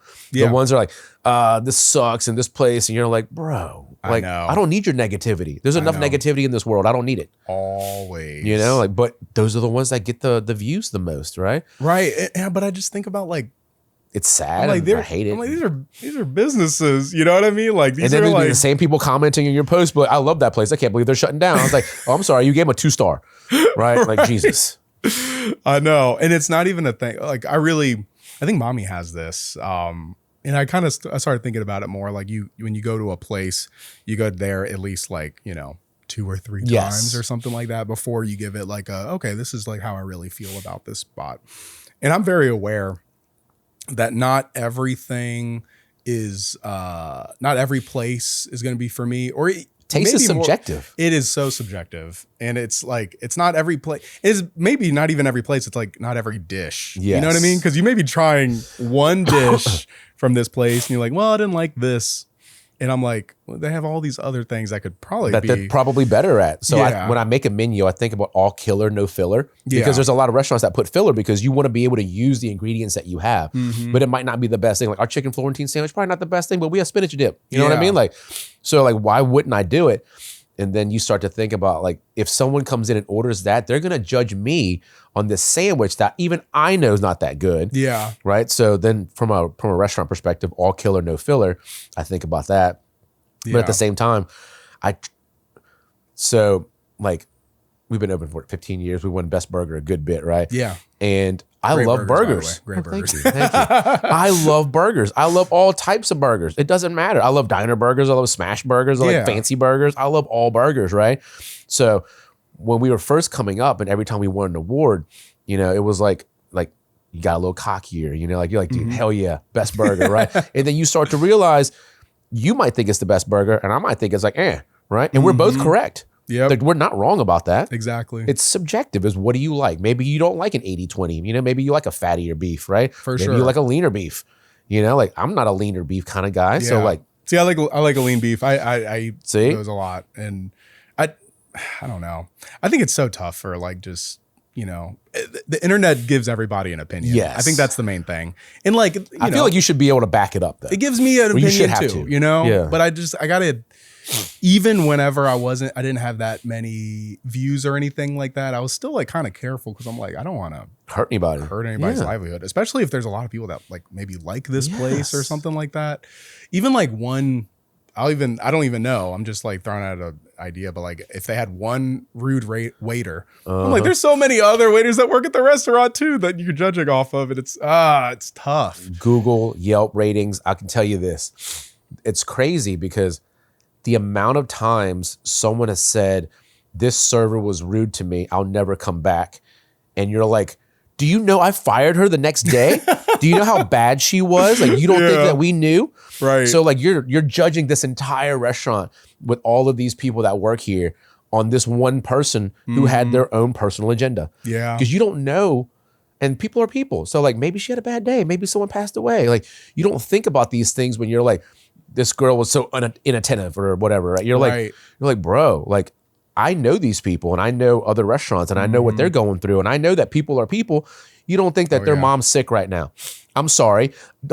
Refilling your drink before it got halfway down. Do you really think that was on top of her mind, right? I know. I mean, and you also want to think the other side is like, yes, she should. Yeah. Right. But we're people and we're not giving each other enough grace to understand that we go through things. Dude, some people, they won't accept that. They won't accept that. They'll say something like, I understand life happens, but you know what they want? They want the AI to and eventually there's going to be a robot that brings you your food now. Like, this is way better. Yeah. Like how many people are now complaining that like McDonald's doesn't take their order anymore? You're like, no. But you were so mad at people who were taking your order. I'm telling you. They fixed the problem for you. Now you're like, well, I want someone to ask me if I want barbecue sauce. Yeah. And you're like, just click the button, bro. Dude. And I really think about this, like, especially growing up more and more and more and just getting older. I'm like, I mean, I thought when I was older, I'd be like way different from like what I thought for when I was like 17 or 16. I'm like, oh, I still like the same things. I still do the same things. I'm still the same person. I've learned more over time. I still like cartoons. We're all just a bunch of just a bunch of kids. I say that a lot. You know what I mean? I'm a big kid, dude. Right. Like, and I used to not be ashamed of it, but I used to hide it from people. Yeah. And then now I just don't care, dude. Oh, like I same. like what I like, dude. I like what I like, and it doesn't matter what you think because guess what? You're probably more messed up than me, dude, right? Like there's same. Like by the time for the type of person who judges you on Star Wars, for instance, right? Just pick something, and you're like, do you really have that big of an opinion on like a make-believe universe, right? That gives pleasure to so many people, Like all of a sudden, like you want to like be like, that's stupid. You're stupid. You're like you should like, do something bad to yourself or something. Dude, those comments kill me too. Like you're like, why would you say things like this? It's funny though, because like I think just going back to comments, I'm like, dude, people are mean. People. So I'll this is a comment I get all the time. So I make a video every so often, maybe like every few months, like every quarter or so. I'll make this is the most expensive Baton Rouge suburbs, Oh yeah, I like those. So whenever I talk about in that video, I can see where some people are talking about like suburbs. They're maybe thinking of like Monticello, Shenandoah, like things that are in the just Baton Rouge. Yeah. Some people don't understand like suburbs are not like whenever you're talking like suburban, like with other people from like other states and everywhere, just like suburb can just be a city or a really big town that surrounds the city, and it's not just in Baton Rouge. Like some people may be thinking about neighborhoods instead, right? And so I talk about Denham Springs, Walker, Prairieville, Zachary. I talk about all these places, and it's without fail, I get every time I make this video, people are like, "Are you an idiot? Like this is not." God, how do you deal with that? Like these aren't in Baton Rouge. Like Denham Springs is like 20, 30 minutes outside of Baton Rouge. How is that a Baton Rouge suburb? And I'm like, it surrounds Baton Rouge. I'm like, and then in the video, like the second thing I say, I'm like, in this video, I'm going to be talking about cities and towns that are in the greater Baton Rouge area or greater Baton Rouge metro. Yeah. But nobody looks up what the greater Baton Rouge metro is. But so I get a bunch of people that say like that kind of stuff. And I'll respond to a few. And at some point, I'm like, when do you stop? Like, because for engagement, I understand you have to, right? Yeah. So like you want this post to get seen by as many people as possible.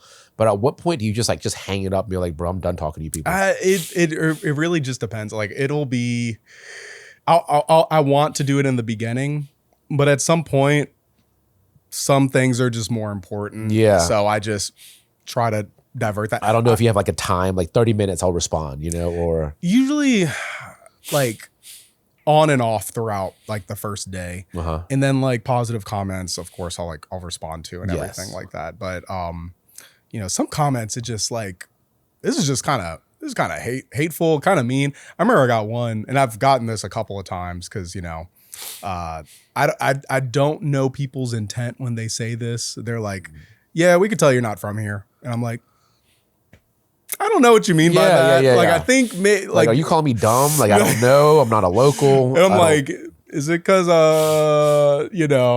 maybe I don't look like it, or is it because my darker skin? Yeah. Right. I'm like, I can't tell. I've gotten that a couple of times, and like they probably think they're so smart too.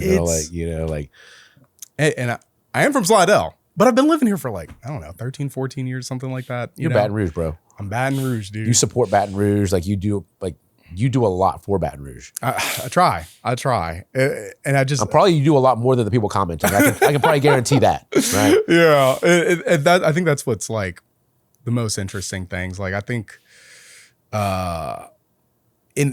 not to bring this back to like when we're talking about like content creation and like all the thought that maybe like goes into it, but whenever I had a smaller following, and my following is not crazy or anything like that, but like whenever I had a smaller following, it was a lot easier for me to make videos because I'm like, maybe somebody, I don't know.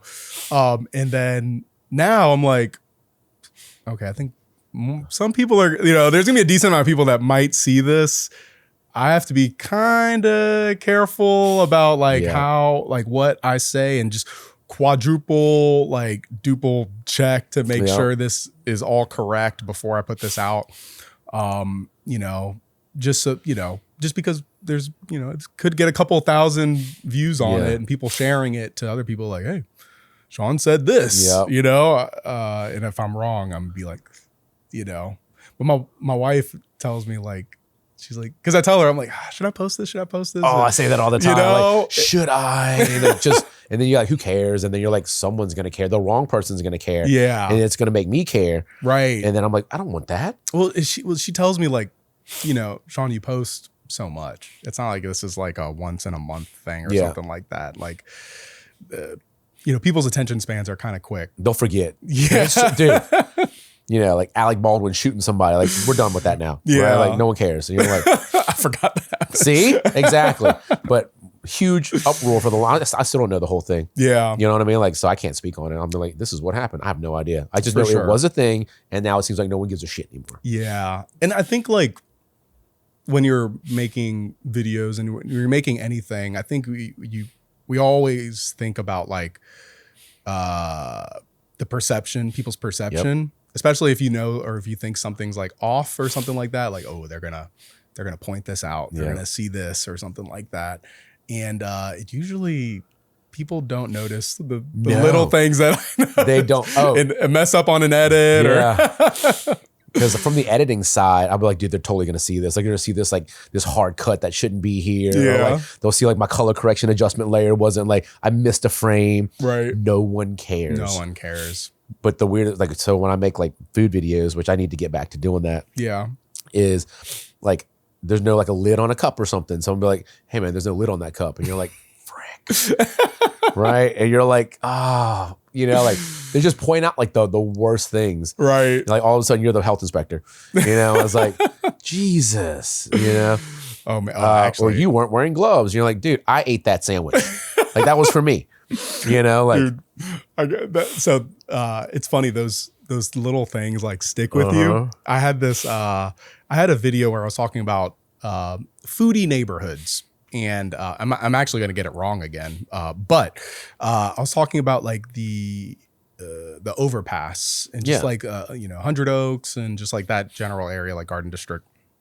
And I was talking about like, yeah, you're close to all these really popular restaurants, and I'm going to say it wrong, but I talked about Parans. Yeah. Parans. Okay.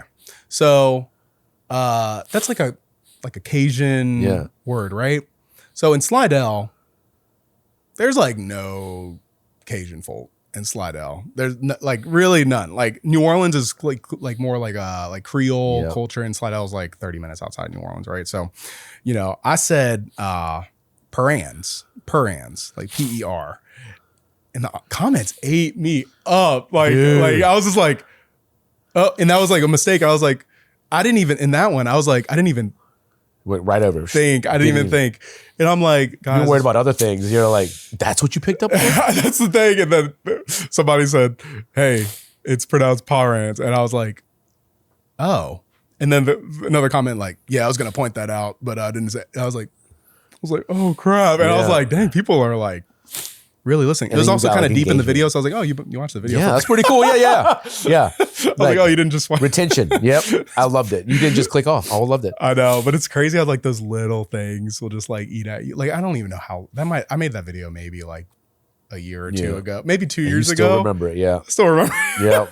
Like it probably just pops back up. You're like, oh man, I hope I pronounce everything correctly. I know, dude. I look it up every time, and it's like always. Even with like the sea of positive comments. You still remember? It's always the negative ones. Yeah. There was one comment I had on TikTok. It was crazy. It was the first time I ever commented back because I just like talked to Jordan about it, and she was like, you can catch these hands, like how you like respond to like reviews. Yeah. And like normally it's always like the most professional thing. I respond to all negative reviews. It was a freaking TikTok video. It was like a nothing video, right? Oh yeah. And they're like, well, the Hammond location's trash, so I expect this would be trash too. And I was like, I can't remember exactly what I said, but I was like, ouch, that stung. Like DM me, we can talk about it. And they took it down, and I've never felt so good about commenting back before, because normally I wouldn't do it. Normally, like, hey, let me know, like, sorry about your experience, like, because you want to take care of people, right? But then for this one, I was like, bro, like I'm just going like, and I was prepared to have like a full on, like, because when you have a conversation online, other people are going to watch it. Oh yeah. So it wasn't just for that person.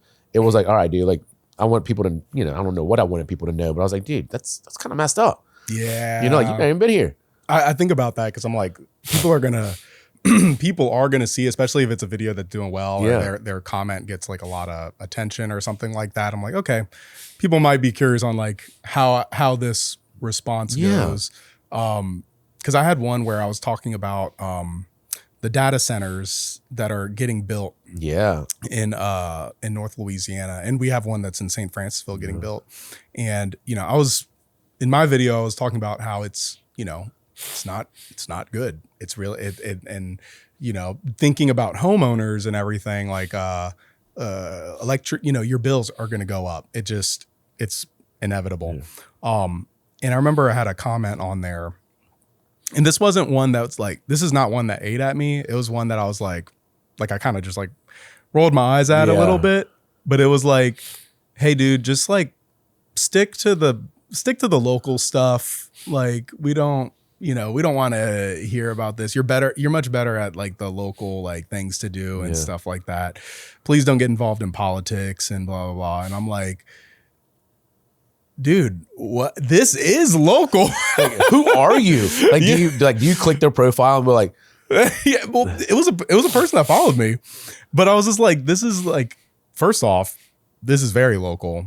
Second of all, you're gonna get affected by this. I'm gonna get affected by this. You need to know about this. Also, it's my page. Yeah. Like if you don't like it, unfollow me. Like literally, I'm like, it's okay. And like, sure, you can leave that comment. I'm not gonna follow your advice. Yeah. You know what I mean? I'm gonna post what I think is appropriate and what I think is you know, what I think people should hear, especially if they're if they're moving here, if they live here. You know, I don't want it to be super overly positive, because no matter where you move, it's not always going to be a super overly positive. I like thing, when things are real. Right. You know, like, right. And I like to shine the light on the positive things, because there is a lot of negative stuff to talk about, but I don't want to necessarily like shy away from it, you know? So like, even like when I talk to people about like the negatives of like, you know, Louisiana, it's like, you know, some of it depends on like what you like, you know, like some people don't like the humidity. I'm like, well, you're not going to like stepping outside. Yeah. You're not going to change this. I'm like, insurance is higher here. This is something you have to be aware about, you know, here and in Florida, like we both have very high insurance, you know, like I would lose credibility from people if I just said like, oh no, insurance is great. Yeah. You know, you'd be a lion. Yeah. Exactly. Or be exactly. like, who's paying you to say this? I know. Exactly. So, you know, the local stuff and like local small businesses, I always want to shine a positive light on it if I get like have a really positive experience. Yep. But like the stuff that's bigger than us, you know, way bigger, the stuff that like really directly affects us, that like, you know, people in power, like real power, you know, like they should get criticized. You know what I mean? Like why can't we talk about that? Yeah, we can talk about a hamburger. I know, but we can't talk about that. I know. It's So especially for a data center, I'm like, all for the, you know, all for some AI pictures of you putting your head on a goat or something like that. My electricity costs are higher. This is terrible. So I do want to ask that, because I don't know anything about this really. I mean, I know data centers are coming. Yeah. And I see like the people building them, but what do they actually do? Well, I'm very ignorant when it comes to like, I'm no expert or anything like that, but they have a very significant effect on the environment. Oh yeah. They use a lot of resources, ton of electricity, especially just like on our grid, which like Louisiana, like we already have high our grids costs. aren't that good anyway. Yeah. So it's like that the surrounding communities, like the main thing that I was seeing was like, you know, if it's a matter of like, we don't know what's going to happen, it's different. But when you look at like other cities where they already have this implemented and see what's happening, where they don't have like clean water anymore. Really? There's like, like they have communities where their water supplies are just like dirty, or they don't have water. Because it uses so much to cool water. and like it's a constant, people have talked about like there's a constant hum from it working. It's also, how big is it? It's supposed to be using this 2 times or the same amount of energy as like New Orleans on its like hottest month or something around there. It's just a crazy amount of energy. So and it's only creating like, if I remember right, the one in North Louisiana, I want to say maybe 500 to 1,500 permanent jobs. And when I think about that, I'm like, okay, cool, jobs. And then I think about it, I'm like, it's not a lot. There's a lot more people that live there. That's not a lot of jobs for all the things that it's going to affect. You know what I mean? You got to think a small restaurant like mine has 200 between both locations. You know what I mean? Like 500 is not that big. It's not. And you know, like in some places that I've seen, I could be wrong on this, but I've seen some in places where a lot of those data centers are so massive, but they really don't they don't really need a lot of manpower to keep them going. So even like, I feel like someone remote could be doing this job. Right. So even like, in some cases it's like, well, in reality, it created like 100 permanent jobs for this wide scale. Did they say the permanent jobs were the people that live here, or is it permanent jobs just in general? That's in general. So it could be people that live outside, like, possibly. So California's got like more jobs and they can like just log in and that's the thing. I'm just like, I don't think this is good for us, and like how it's tough because I'm like, I talk about the positive stuff and then I just see something so bad. Mm-hmm. I'm just like, is there a better way to do this? I'm glad you brought it up because now I can do more research on it. Because you see it, but no one said anything about it really. I know. I mean, I see like TikTok videos where like people like put up like decibel readers and stuff like for the home and right. So I've seen those, but until it moves in next door, you don't really think about it. Yeah, and they have one moving pretty close to next door in West Feliciana, and that's like right there. So I'm like, it's close. That one's really close because they have the one in North Louisiana that is gonna affect like our bills and stuff, and then they have the one that's right next door in Westfell, and I'm like, I really hope I'm like all this bad stuff doesn't happen. Yeah. You know, I mean, obviously I would love for it to just not. But I'm like, St. Francisville, Westfell is just, it's a beautiful area. And I would hate for it to like, get tainted by. Dude, St. Francisville, dude, like it's like almost lost in time. Like, I love that feeling. Like we went there for Food and Wine Fest. My wife's like, let's buy a house here. You're like, it's beautiful. You're like, not with the data center, Like, but like everywhere that you look, you're like, oh my God, quaint, cozy. I know. Those are the words that, like even I use. I'm like, oh, it's so quaint. Oh, dude. That's what I really like about that area. They're not even building a lot of houses there, So it's like, it is kind of like stuck in time almost. In a positive way. and in the best kind of way, yeah. Right. Because they have all the modern amenities, Right.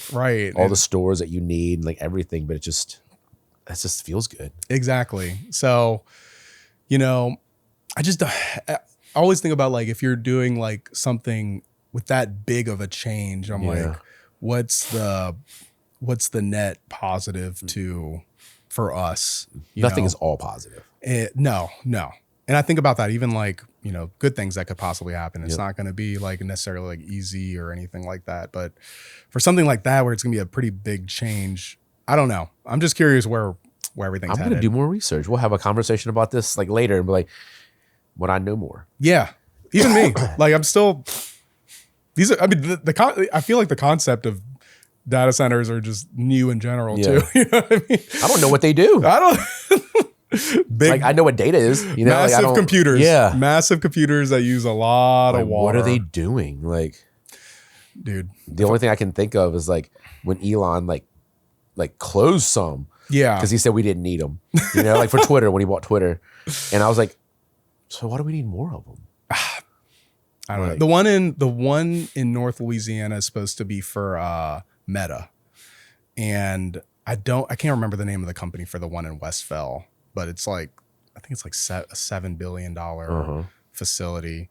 But the one with Meta, so we'll have to ask Zuck. Yeah, wow. Yeah, dude. I was like, God. It's funny though, because like when I look at, I was looking at Meta AI and like a lot of their stuff. I'm not a fan, dude. Dude, it's hard to use. You can't get in touch with a human being. Like, oh my God. It's crazy. Yeah, what did they do? They were like, when you just like scroll on their on Meta AI's like page and just shows like, hey, you can do this new feature. It was like I seen a picture, or no, it was a video of this guy holding his phone. He was doing like a mirror selfie. He's like, with new Meta AI feature, I can turn my phone into a cactus, into an orange, and I'm like, who cares? Why are we excited about this? I'm pretty sure we could have done that with Photoshop. I know. I'm like, I don't care. I'm like, what is it? I get a chuckle or something. I don't know. And like, I could turn my dog into a superhero. And I'm like, so it's just a bunch of waste of time. I feel like. I know. That's kind of how I feel. And I did use kinda numbs people always, and like makes them probably easier to control. And this is the beginning, right? Like, so like, I'm aware that all the AI stuff that's happening right now is not going to, like, AI is not necessarily going to go away or anything like that. And we do have to kind of figure out like how to work with it. It's just like how quickly the expansion of it and like the issues that it can bring, like the .com bubble. Like, yeah. I mean, they're talking about like it's an AI billboard. Yeah, right. But it's something that like it feels like it's got implemented like so quickly, and it just like integrated into everything. Like even Google. Like I'm like, oh, okay. I didn't ask for I didn't ask for it, but it's here. Yeah, I didn't like my emails. They summarize my emails now. Like even on my phone, right? It's like, did I really need the summary, or could I have just like looked at the tagline? You know, like the subject line. I'm telling you, I think it was if you use your Mac, if you have your messages on there, yep. If you don't click on the message, it'll show a summary. Now. Yes. Like, I don't need a summary. And it's always like the weirdest ones, like showed gratitude. You're like, huh? It's a thank you, right? It's like, what? Can you just say thank you, dude? I'm like, I hope it doesn't, but it feels like it's turning into like what's that movie? It's that Disney movie, WALL-E. Oh yeah, yeah. Oh, that would be sad. Yeah, we're just gonna be like in space, like not using this. That's the thing. Like, it's a use it or lose it kind of thing. Yeah, You know it really is. We were just talking about use it or lose it to bring it full circle. Yeah, in the very beginning. You have to we have to exercise, like not just like physically, but mentally. The more you stop, you're not gonna. Where I heard this the other day, I don't know how true this is. Yeah. But like once you hit like 30, like your brain stops recording new things because you're doing the same thing every day. So it's not gonna prioritize like, you know, like eating McDonald's every day. You know what I mean? So like you go through life and you're like, well, I don't remember a lot of what I just did in the last like 3 years because you did the same thing every day. Huh. So you have to constantly be doing new things to create new, you know, rewire your brain basically. That's so interesting. I know. It was crazy when I read it. I was like, I feel like that's true. Yeah. Like I only remember the new things that I do, but do I remember my drive to work? Not one of them. No. Right? And I go to Hammond, like I was trying to think about, do I remember any drive to Hammond other than the one where like this Mustang like swerved and almost hit me, you know, and then ran off into the side. Like, you know, like I remember that one, but like, what about last Tuesday, the Tuesday before that, right? Like, I don't remember. It's hard. That's so true. Wow. So your brain's not, it's like just dumping all of these experiences because it's the same. And I remember so much from my early childhood. Yeah, because everything was different. You're learning new things all the time. Yeah. And then when you stop, like if you had a cubicle job, right? Right. Like, I would probably I would hate it. But imagine like going through that type of life where you did the exact same thing every day and you don't have any new memories. Yeah. Like you stop making memories at like 22. Ooh. I can't. I got to do something. And I just read this. So I'm like, dude, I need more new experiences. For sure. For ADHD though, we're constantly like looking for new ones anyway. Yeah. So we'll remember, I remember periods of my life because this is when I did this. This is when I did this, right? Like 2025 would be like, oh, I did a podcast, right? Right. You know, like, but what did I do in 2024? Yeah. I worked, you know, like solve problems. Like what did I do? Oh, unless it was something like unique, like, you know, I bought a house or, you know, bought a different car or like got married or I don't remember like August 2nd. Dude, strangely enough, this year felt long for me. It also felt like a blur for me. Yeah. I'm We're like, at the end of it right now. I know. And it's funny because, you know, when you talk about like the new experience, something that's like outside of the norm, it's like, I remember my the travels that I've done, you know what I mean? Like I remember seeing things, I remember experiencing, I remember like, you know, like earlier this year, I mean, it wasn't a crazy travel or anything, but I went to South Carolina for a real estate convention. And like I could tell you, like, okay, yeah, I remember I stayed in this hotel, and then I walked down the street to go to the CVS. I could tell you what the CVS looked like. Yeah, right. So you remember that, but can you tell me about the CVS that you went to here in Baton Rouge? You know, like my wife asked the kids. She was like, you know, what was your favorite Christmas gift last year? And they couldn't tell her. So that's when she was like, we're gonna travel. You know, like we're doing something for Christmas.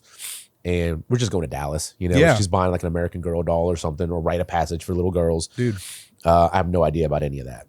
So, but I want them to have more experiences because they'll remember those. Yeah. They're not going to remember a present because guess what? They get Amazon almost every day. Like, not to talk about things that can numb us, but How cool was it when like you got to like, oh my God, dude, Amazon package. And now sometimes I don't even like pick up my packages every day. I know. Like how strange is that? I know, dude. It used to be so exciting to be like, I got like a stapler today. This thing, you know, I know. And then now it's like, I'll get it tomorrow. I don't know what that means, man. I guess it's just like the older. I don't know.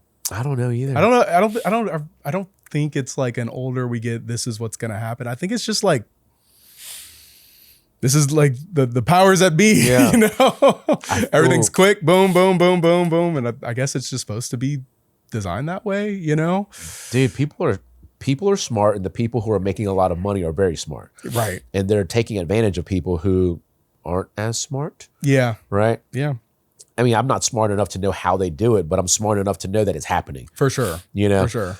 Same. I'm very aware of like, well, I don't like this, but this is what I doom scroll for a reason. They've hacked like my brain fluids, you know, like I know what they're doing, and because you can feel it, and I test it too. Dude. So I test a lot. I'm very big on experimenting on myself, like N=1 experiments, right? I'll just change one thing and see what it does.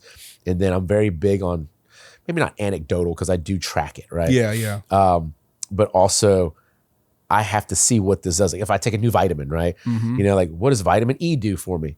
You know, like am I feeling better? You know, like does my brain work a little bit better? Just so I was like adding one new thing at a time. But dude, these so I'm very aware of like how easy it is to hack your own body and to hack your own brain, and how other people are doing it. Mm-hmm. TV used to do it. Now it's like Cocomelon. We were talking about, dude, it's designed that way. Music. I say this all the time now because you can create a banger before you even create a banger. Yeah. It's the tunes, it's the cadence, it's everything, the beats that you choose to use. You know exactly what to do to make it a hit. Right. And I don't know what that is, but I know you can do it. Yeah. Like every song that comes on the radio. Why is that a popular song? Because it sounds the same as the last popular song. Yeah. Similar chord progressions and everything like that. There's a formula to it. But then I like the ones that are like, I like rock songs, like old rock songs, right. You know, like when they actually played instruments and like you could kind of, but now when everything's made like, you know, and I used to be a DJ too. So like, I love that. I did not know that. I did it all through college and grad school. And then when we first opened the restaurant, we were more of a bar than we were a restaurant. So I would DJ, my partner Trent, he'd be bartending and stuff. And then the DJing part I just love because I love playing music and I love making people feel things, right? Yeah. Like how I connect one song to the next and like how I bring the beats up and bring them back down. So like, you know, like my DJ friends like, all bangers, bro. And you're like, bro, then who's going to go to the bar and drink? You know, like, so it was very easy to kind of figure that part out. But dude, I know the songs that people love and like, they're all kind of the same, same beats per minute, you know, like it's crazy. Man. But I love that stuff though. I want to DJ for old people. DJ I was thinking JT. About that. Yeah. I really want to get back into it. I did this like for the mic. Yeah. I have an actual mic here. You can do that one. I really want to do it because it's just fun. Once again, another skill that I have. You know, I love collecting skills. We've been picking them up. Yeah. Figured it out, made money off of it, you know, started a business with it basically, you know, and then when we had the house in Tigerland, I DJ'd there too. Dang, dude. I know. You live some lives, huh? I have quite a few of them. And like, dude, I just keep, new stages, different chapters in the same book. Yeah. You know, you've been reading or anything like that lately? Or are you a big reader? Physically, no. I used to be, but then I just don't have the time or the attention anymore. Mm-hmm. But audiobooks are huge for me. Right now I'm reading Good to Great, Jim Collins. Oh, I have it. I haven't read it. I haven't either. The last one before that was $100 Million Leads by Alex Ramosi. The one before that was The Science of Scaling. And I just love, like, as soon as I talk to someone and they give me a recommendation, like Dream Manager, Unreasonable Hospitality, like I can name a million things that like have given me ideas. I'm not gonna say shaped me so much. It's just ideas. Yeah. Because I want to know, dude, it's crazy because I don't have to know this person like Danny Myers. I don't need to know him to know how he did things. Right. His thought process behind stuff, right? Like, we might as well be boys right now. You know, like I know how he did this. Yeah. You know? I've been having some like interesting things with reading because I was not. My wife's a reader. She's got like a Kindle. My wife's a reader as well. And like, I didn't read for the longest. I enjoyed reading in like grade school and stuff like that. But like when I got into high school, it slowed down. And in college, it slowed down. And then I just wasn't reading when I left college. Yeah. But I knew I liked doing it, but I just didn't do it. Yeah. And I got to tell you, I think if there's a way to kind of get back your attention span, it's sitting down and reading. You're right. It's sitting down. We're not bored enough. You know what I mean? I'm going to tell you something after this. Go ahead.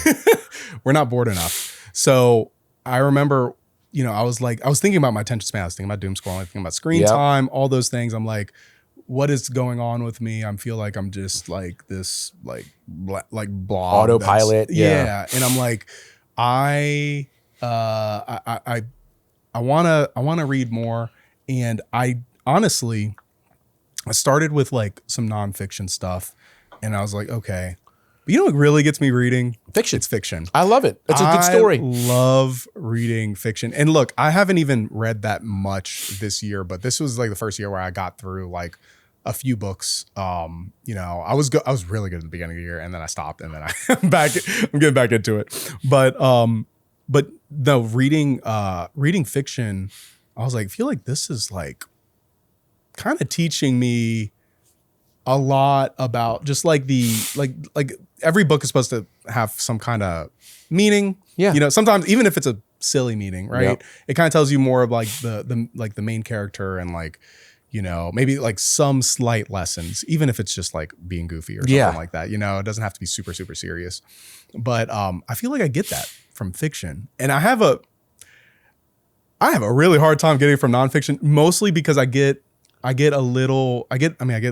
even maybe more bored than I can. Like it's tough for me to get through them. And if there's something that's going to get me like reading, it's usually fiction. Mm-hmm. I can agree with that. But I did read. I was going to say I saw this on the side. I did read Atomic Habits. I did like Atomic Habits. That's a great book. Stack a lot. So I'm not completely like anti nonfiction at all. I like Atomic Habits. That's a great book. But I was reading like, this is a silly book, but it was Dungeon Crawler Carl. Have you heard of that series? No. Okay. I don't know when it came out. Dungeon Crawler Carl. Yes. And it's like these big, it's like, there's like 8 of them. There's these big books, and they're like 400 to 500 pages each. Uh-huh. And I was never the type to read a 400 to 500 page book. You know what I mean? But was that captivating? Yeah, I was like, I remember like I'd be sitting there and like, I could watch TV or something. I was like, well, I need to. You feel so smart when you read. I know. I was just like, oh, this is so different. And I was like, man, I hate that it's taken me this long to get back into it. And I hate how like this phone is like preventing me from. I feel like I read a lot though. I read a lot. But it's not the same. It's not the same. It doesn't feel the same. It doesn't smell the same. It doesn't feel the same. Because when we talk about like, like a lot of people talk about like delaying gratification, right? And like, that's a big thing with reading, in my opinion. Like you're kind of delaying until you get to that story. It's very in depth. Yeah. It takes all of my focus when I'm reading. Like I used to be like, I have to read the same page over and over and over and over again. Yeah. But like it's a skill. It's a skill. You have to, just like anything. So I built it up over time, and eventually, I'm reading pretty like better now. I can't say like amazing. I'm reading better now, but it's like oh, this is taking all. There's something about it's quiet. I'm just reading. It's like a form of meditation now. Exactly, and this is the only thing that's taken my focus, and I feel like that is it's just, I think it's a good skill to even just have, and I'm like, dang, I guess the teachers are right. It's that damn phone. Yeah. Not to bring it back to that. You know what I mean? But it's like fighting again. It's literally like every time you pick up a book. You already know it's bad for you. Every time you pick up a book, you're fighting against like that. You know what I mean? So it's a form of protest against your brain. Yeah, it should. So when you're talking about being bored, when my kid says I'm so bored, I already know what that means in your brain. Yeah. So I'm like, dude, how can we not be bored right now? Like, if we're in the car, like I'm not gonna say they don't get any screen time. Yeah. But I'm like, can we see your phones? Like, no, you can't see my phone. Right. And then we try to play games and stuff. But I know my attention span is very short. So there's a couple of things that I do for like small tasks. Mm-hmm. I have a little doll that my kids used to have. And I just focus on an eyeball. And like I set my timer on my watch, 2 minutes, right? Yeah. And then I just stare at an eyeball and you can feel your brain drifting, you know, like left eyeball. And then you're like, the left, no, left eyeball. And then you're like, oh, what do I think about? No, left eyeball, right? So that kind of gets me into the zone. Like doing one hard thing leads to another hard thing. Well, how I got your phone number was Jonathan Duhan. Oh, so, yeah. Love so he, I was having coffee with him last week, and he challenged me to do something because I was talking about, I was like, I want to sit and stare at the wall for 30 minutes. Yeah. You know what I mean? Like, because I think that would be torture, right? And it was torture. Well, he was like, dude, pull out your phone. I was like, put it in there. And I was like, oh, dude, if I say it out loud, I have to do it. If it's in my calendar, I have to do it, right? Yeah. So I put it in there. Like, it was like 2 weeks out. The Monday before that, Monday I was supposed to do it, I did it for 15 minutes. And I thought I was going to die, dude. It was terrible. But I did 15 minutes of it. And then I was like, oh, kind of dreading that 30-minute one for the next one. And then I did it, and I sat in the hallway, so there's not that much space, like 3.5 feet, right? Or whatever it is. So I'm staring at this wall, completely white. I'm looking at like the orange peel on the wall. You know, I'm looking at like how light's hitting it. And I'm like, my brain's just going everywhere. I freaking hate it. And I put my phone and my watches and everything away, so I have nothing. Yeah. Right. And it got so bad that I was like, did I set the timer on my phone? I know what you mean. Right. And then I was like, maybe I didn't. So that's all that's occupying my brain right now. And I started doing breath work, and I was like, just anything just to stare at this wall.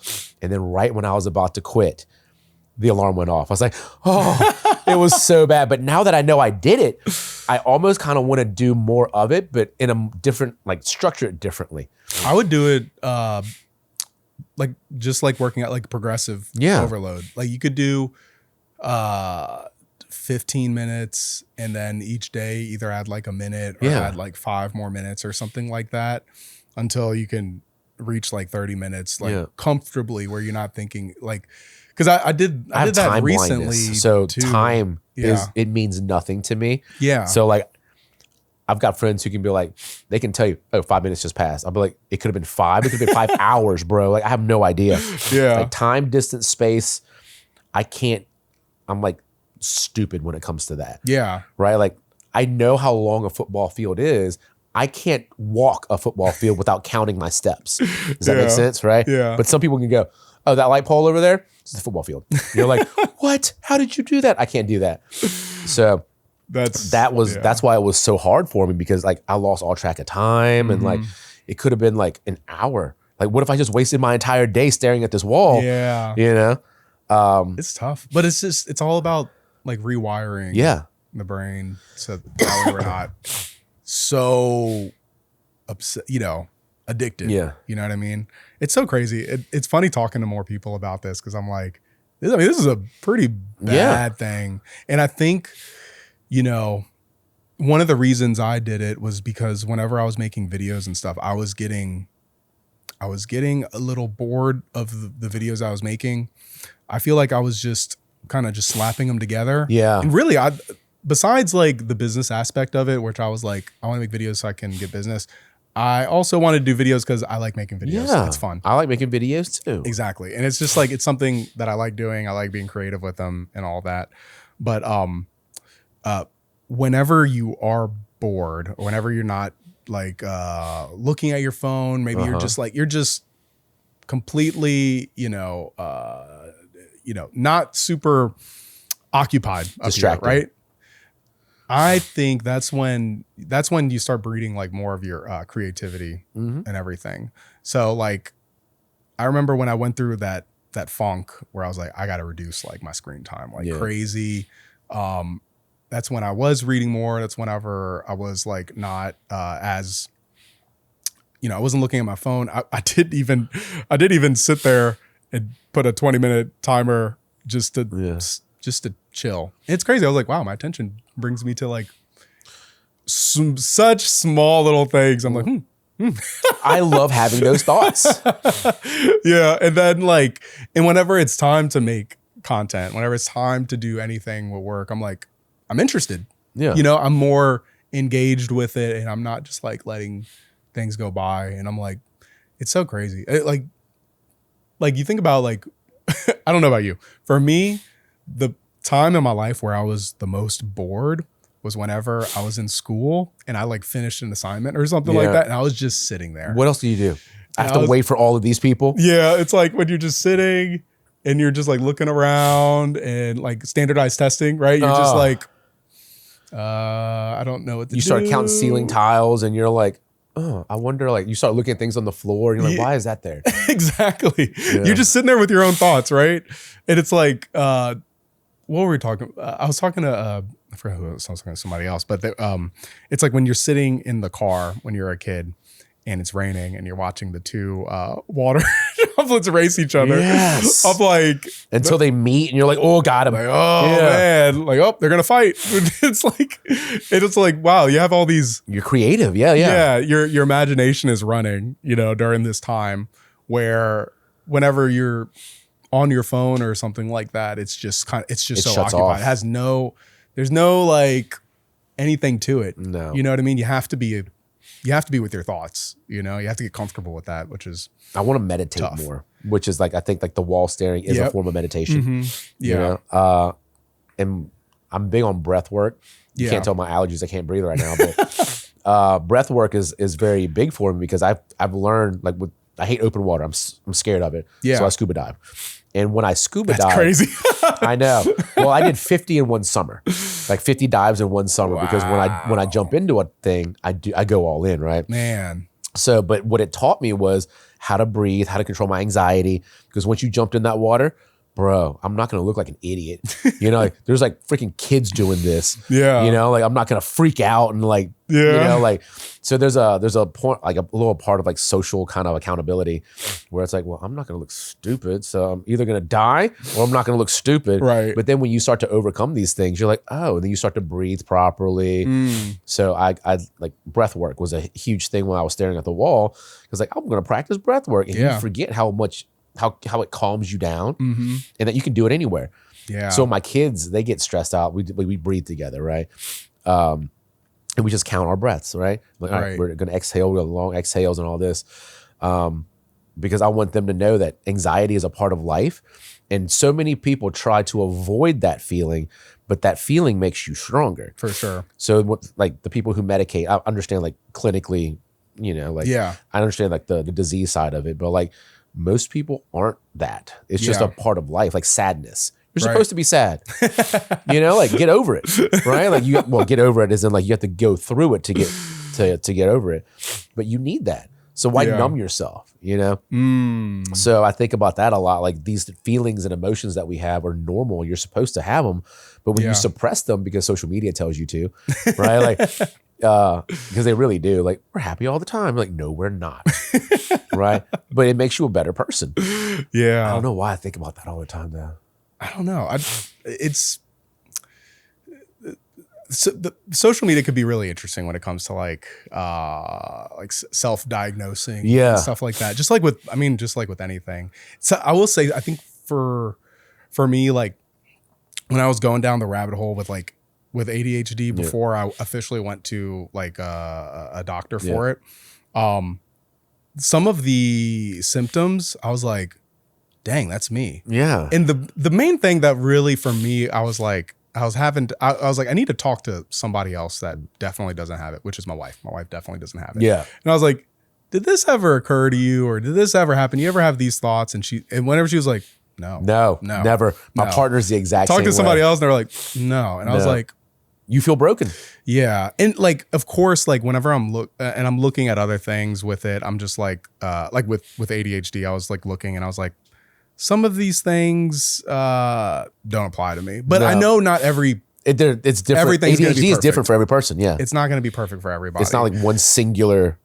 Exactly. So like, I remember one of the things which I really thought was like an everybody does this thing, but I guess I was wrong. But it was like, yeah, like when you were in school, did you have like was your homework crumpled up at the bottom of your of your book bag? And I was like, yeah, I mean, I was like all the time. It was like crumpled up at the bottom of your book bag. And like, did you lose things very regularly? And it was like, yeah, but I mean, like everybody loses stuff. Yeah. I talked to my wife and she's like, never had crumbled. Yeah.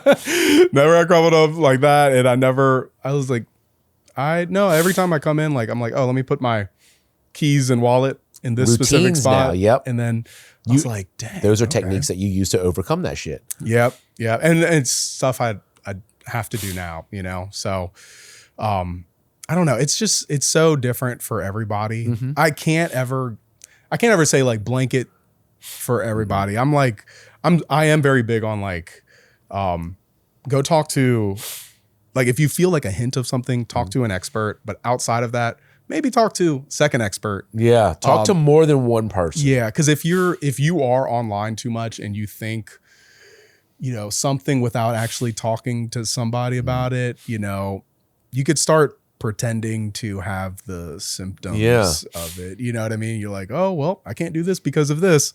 You know what I mean? Like, I think that's... You start to hinder your own performance. And exactly. You start to create this identity of yourself that doesn't truly exist. Right. Identity mindset is everything to me because like you just change the words that you use and you feel better. Yeah. You know, like I'm excited to do this instead of I'm nervous to do this. Oh, you yeah. know, like, because like sometimes I want to be negative about things, you know, like I want to be scared. I want to be whatever. And you're like, no, like this is an opportunity, right? Yeah. Like I get to do this. And then when you start to say it enough, it starts to become a real thing. Like public speaking, I absolutely hate it before I do it. Yeah. And then when you get into it, you're like, dude, and then you like people are engaged, they're asking questions, you know, you're like, dude, this is cool. Oh yeah. But the anxiety I have leading up to it, you're like, they're gonna hate me. Like I'm so stupid. Like dude, no one's gonna want to hear. The social media breakfast. Right? I don't think you probably got that from me. No, not at all. Not at all. I was so nervous, and then I started talking. I was like, okay, yeah. You were walking around like you make like that's how you know people are comfortable when they like leave that like 3x3 space that they have. You know, I like when people move around. It was just at that point, it was like riding a bike again. Yeah, because I used to do that all the time teaching. So I was like, oh wait, I know how to do this. Yeah, and I was it's teacher Shawn. Yeah, I just kind of hopped back in the saddle for a little bit, just a different subject. But you know, I love that. I love that you did that. I got a lot out of that one for sure. I appreciate it. I try my best. I know sometimes I'm really big on like whenever somebody, like when I'm talking to anybody about social media, it's advice, but it's like not. It's what you did. It's just recounting like how you got here. Right. Because I don't feel like you're telling people what to do because no one knows what to do. Yeah. And I really tell people it's so much of it is like literally messing around on your phone, you know, try like, or whatever, camera, whatever. Like kind of, I'm like, you know, did y'all like sit down and just like try to figure it out? And because I think that's how a lot of like kind of talking back, like how a lot of random, like not random, but like a lot of people learn how to edit. And like, there's a misconception that young people are really good with computers and just because they're young. They just use it. Dude,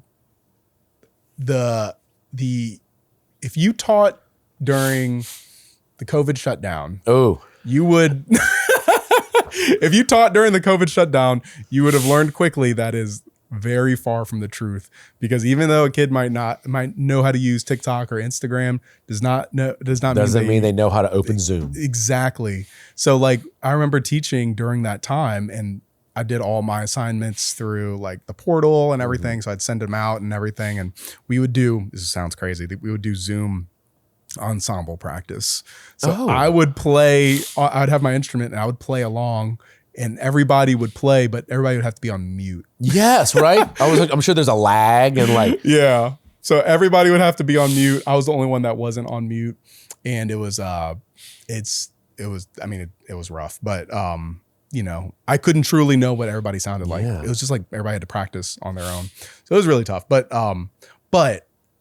young people do not automatically know how to do all these things. So it's like an excuse that you say so you don't have to learn it. Exactly. I'm too old. Exactly. And I hear that excuse from a lot of people. I'm like, dude, nobody knows until they actually just spend time, talk to maybe somebody that can show them, find a mentor. YouTube. You know, YouTube is just a great tool. But, it is. I love it. I learned so much.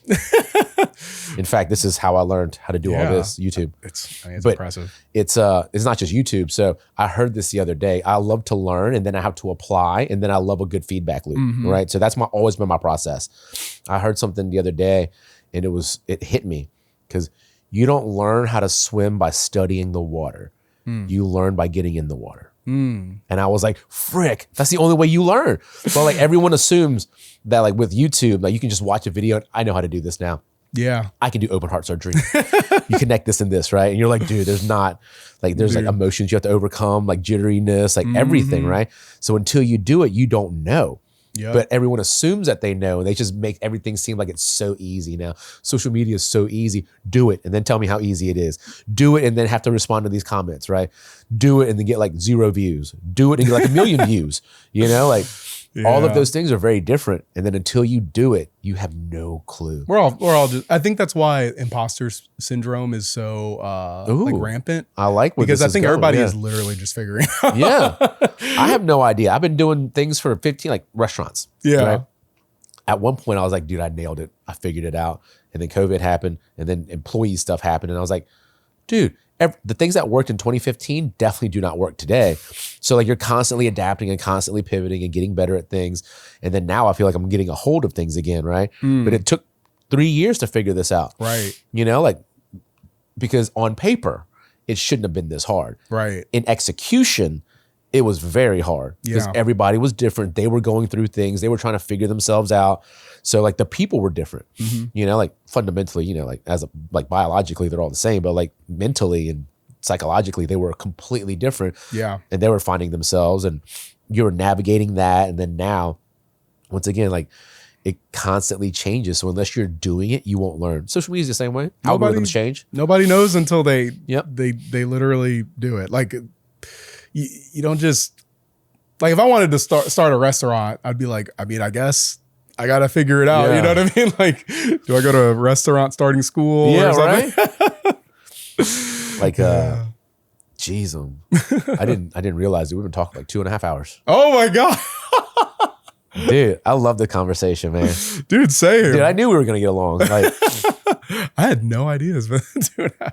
I didn't until now. Like Jeff walked over there and he was like 30 minutes left on the card. I was like, usually that means we've been going over 2 hours. And I looked at the clock. I was like, oh my God. That's funny. Dude. But once again, I told you, I just like to have conversations with people and get to know them. Yeah. You know? Same, and hopefully you got something out of this for sure. Because I did. I mean, it fills my cup. For sure. This is the stuff that fills my cup, and I enjoyed the crap out of it. Same, man.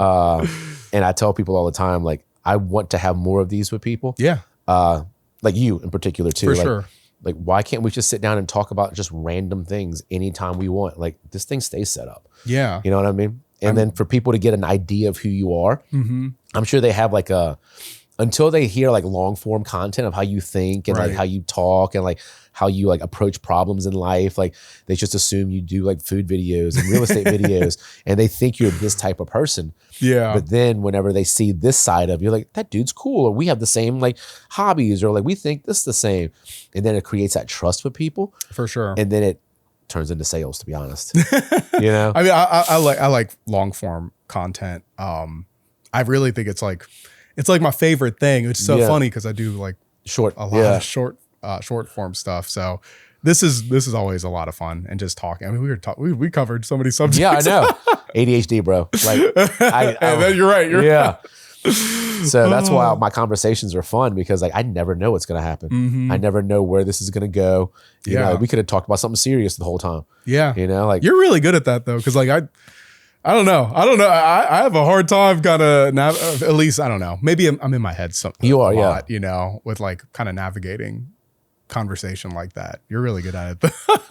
How I do it is, if I'm interested, I'm going to ask questions. Yeah. Right. Or I'm going to like give my take on something, and then you come back with your take on something, and then we kind of find a happy medium. You know? Like, this isn't like a preaching session or something, you know, like, do this because we're no. It's like, this is what I do, so that's what you do. Oh, now you're making connections, and that's the part that's fun. For sure. Sure. This was a lot of fun. I know. Well, I appreciate you coming in, man. Thank you so much. For sure. We're going to do this again for sure. Absolutely. I'd love to come back. Hell yeah. Dude, Shawn G, man. Awesome. What up?